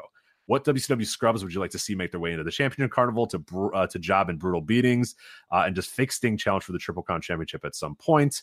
So what do you make of that? NWO All Japan, Joe. Book. What is it, like Kawada wearing like sunglasses and a shirt? I don't know. I have a hard time with this. They were so straight laced. Yeah, it's hard to believe that just like NWO comes in and yeah, like you said, Kawada's just like cross-armed with glasses on. Like it made sense for New Japan at the time. It seems so difficult to understand. Like like Buff Bagwell in the Champion Carnival or whatever. Like I know he was in a G1, but it was kind of a little bit different at that point. But yeah, like it's hard to believe, like, Hugh Morris is in the Champion Carnival. Yeah, I know. Like Giant Baba's gonna better appease Eric Bischoff. Yeah, right. Like I don't. Come on. Yeah. So who's in your NWO All Japan, Joe? You can't even. Oh God. I don't know. I just picture Kawada like smoking a cigarette with his sunglasses on. That'd be pretty sweet, though. Let's be honest. I kind of would. Real cool. But I don't know. Everyone's like so lumpy. It's just kind of. Yeah, nobody like cool, Holloway can't be in there because he's just like you don't believe any of those guys would join the NWO like Dr. Death. Like I don't know. I mean, just like Stan Hansen. Like I don't know. I don't see. Johnny Ace maybe, but that doesn't quite work. Yeah, I guess. It's kind of silly. I don't even want to think about it, so I'm not even going to think about it. NWO All Japan. Yeah. Don't think about it. Well, let us know on Twitter at Voices Wrestling who would make up your NWO All Japan in your scenario there. But all right, so he also asked bonus question here. Also for video games, were you Atari, Nintendo, PlayStation, or Sega in the 80s and 90s? Coleco, Commodore, and Television are also acceptable answers. So Joe, what is your video game lineage? Had an Atari. A lot of River Raid and Pitfall 2 were my favorites for that one. Went to the classic NES. Jumped to the Sega Genesis after that because there was a nice price drop there. Lament that a little bit in my later years. Back to an N64. And then also I had a PlayStation. I was out of college and working at the time. And then a PlayStation 2 and then Xbox 360. And here, I guess a Switch because my son has one, although not really. Other wrestling video games for that are like comically atrocious. So like the WWE. Oh my God, the WWE one, where it didn't even work. Like none of it worked. Like it had to cut out like a third of the roster, and it just froze up. So it never worked. Yeah, are they doing that again? Are they rolling that back this year for the Switch? I don't think so. I think they kind of learned their lesson. That's probably a good idea. Yeah, my lineage was so I started with an NES. I was very, very young when I got an NES. That basically set off the rest of my life of being a terrible, disgusting nerd. But so NES. Then I moved on to the Sega Genesis. Then I moved on to the N64. Then I moved on to the Dreamcast from the N64. I think I had those at the same time. Then I did PS2. Then I did Xbox 360. And then I did PS4. And then some other handhelds in between there. I got the original Game Boy, the Game Boy Color, the Game Boy Advance SP or whatever. That's the folded one. 3DS, and then now I have a Switch as well. So that's also my lineage in terms of the handhelds. But yeah, that's a path I went down. Pretty happy with that. I really wish I had gotten a little bit more into SNES as a kid, but all my friends had Genesis. Like I was at that age where like you could not have an SNES. Like I had one friend that had an SNES, and he might as well have just like left school. You know what I mean? Like he just mercifully made fun of this kid. Like he's like, I'm sure this kid now is just like, you assholes. Like I was playing like these great games, and we're like, yeah, no, like we're playing great Sonic RPGs. 2. Yeah, like right. He's probably like a physicist now, and we're just a bunch of fucking idiots, whereas we're playing Sonic 2. All right, well, okay, so I had to ask this question. Then we had two more questions that were very good ones, but we're running out of time here a little bit. But this question I absolutely 100% had to ask you, Joe. I don't even know if I have an answer for this. Stink of Honor is the username on the forums, which explains a lot of this question. Okay, are you ready for this, Joe? Will Lucha Underground get any credit for the wrestling boom when this modern era of wrestling is looked back on? I've been watching it since day one and pushed creative writing out of it. This is the place where many people, including myself, first saw Pentagon, first saw Phoenix, Ricochet, on TV and in the US, Shane Strickland, Cage, Jeff Cobb, and countless other stars who literally have been on the face of indie wrestling since the time the show debuted. Before this, I never saw these guys all over my Twitter feed and GIFs. I know everyone laughs at it, but if it weren't for that show, would these guys really have taken off the way they did? Hell, they made Alberto El Patron interesting when he feuded with Johnny Mundo and turned heel on him. Would it have happened anyways, or is it just a coincidence? I don't blame anyone for thinking it's cringe, but I do think they played a key role in today's wrestling landscape. Just curious what you guys think. So, Joe, will Lucha Underground ever get their credit for the wrestling boom of the modern era? Well, I mean, his credit for the boom is a little overstated. I mean, he's not wrong. No, when I read that, initially I laughed and I was like, you're not like totally off base here. No, a lot of guys got national television exposure, and maybe, it's 100,000 people, 150, but that trickles down to the hardcore fans of independent wrestling. And you look at look at Cage before and after, and he's everywhere. He's on Impact now, and Pentagon broke through. He was just a guy like diehard Lucha fans kind of raved about, and he broke out in a big way. Same with Phoenix.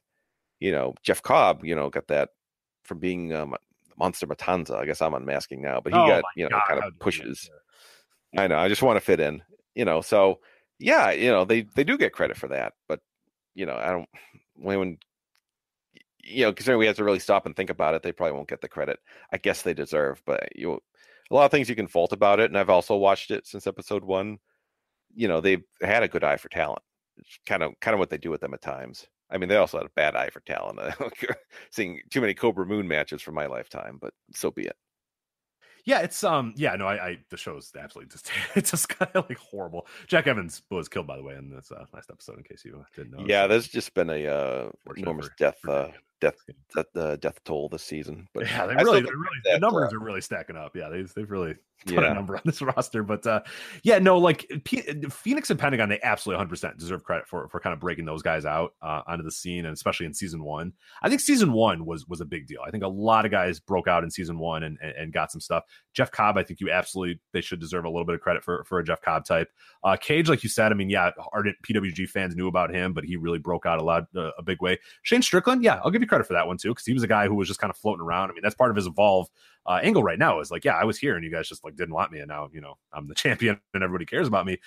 Ricochet, I will not give them credit for, unfortunately. Like, I think he was pretty big everywhere else, but when we talk about casual fans that might not know anything, he might have been, they might have found him from again, I don't want to unmask him. I mean, this is a tough one here to unmask Ricochet, so I won't even bother doing that. But yeah, I don't know.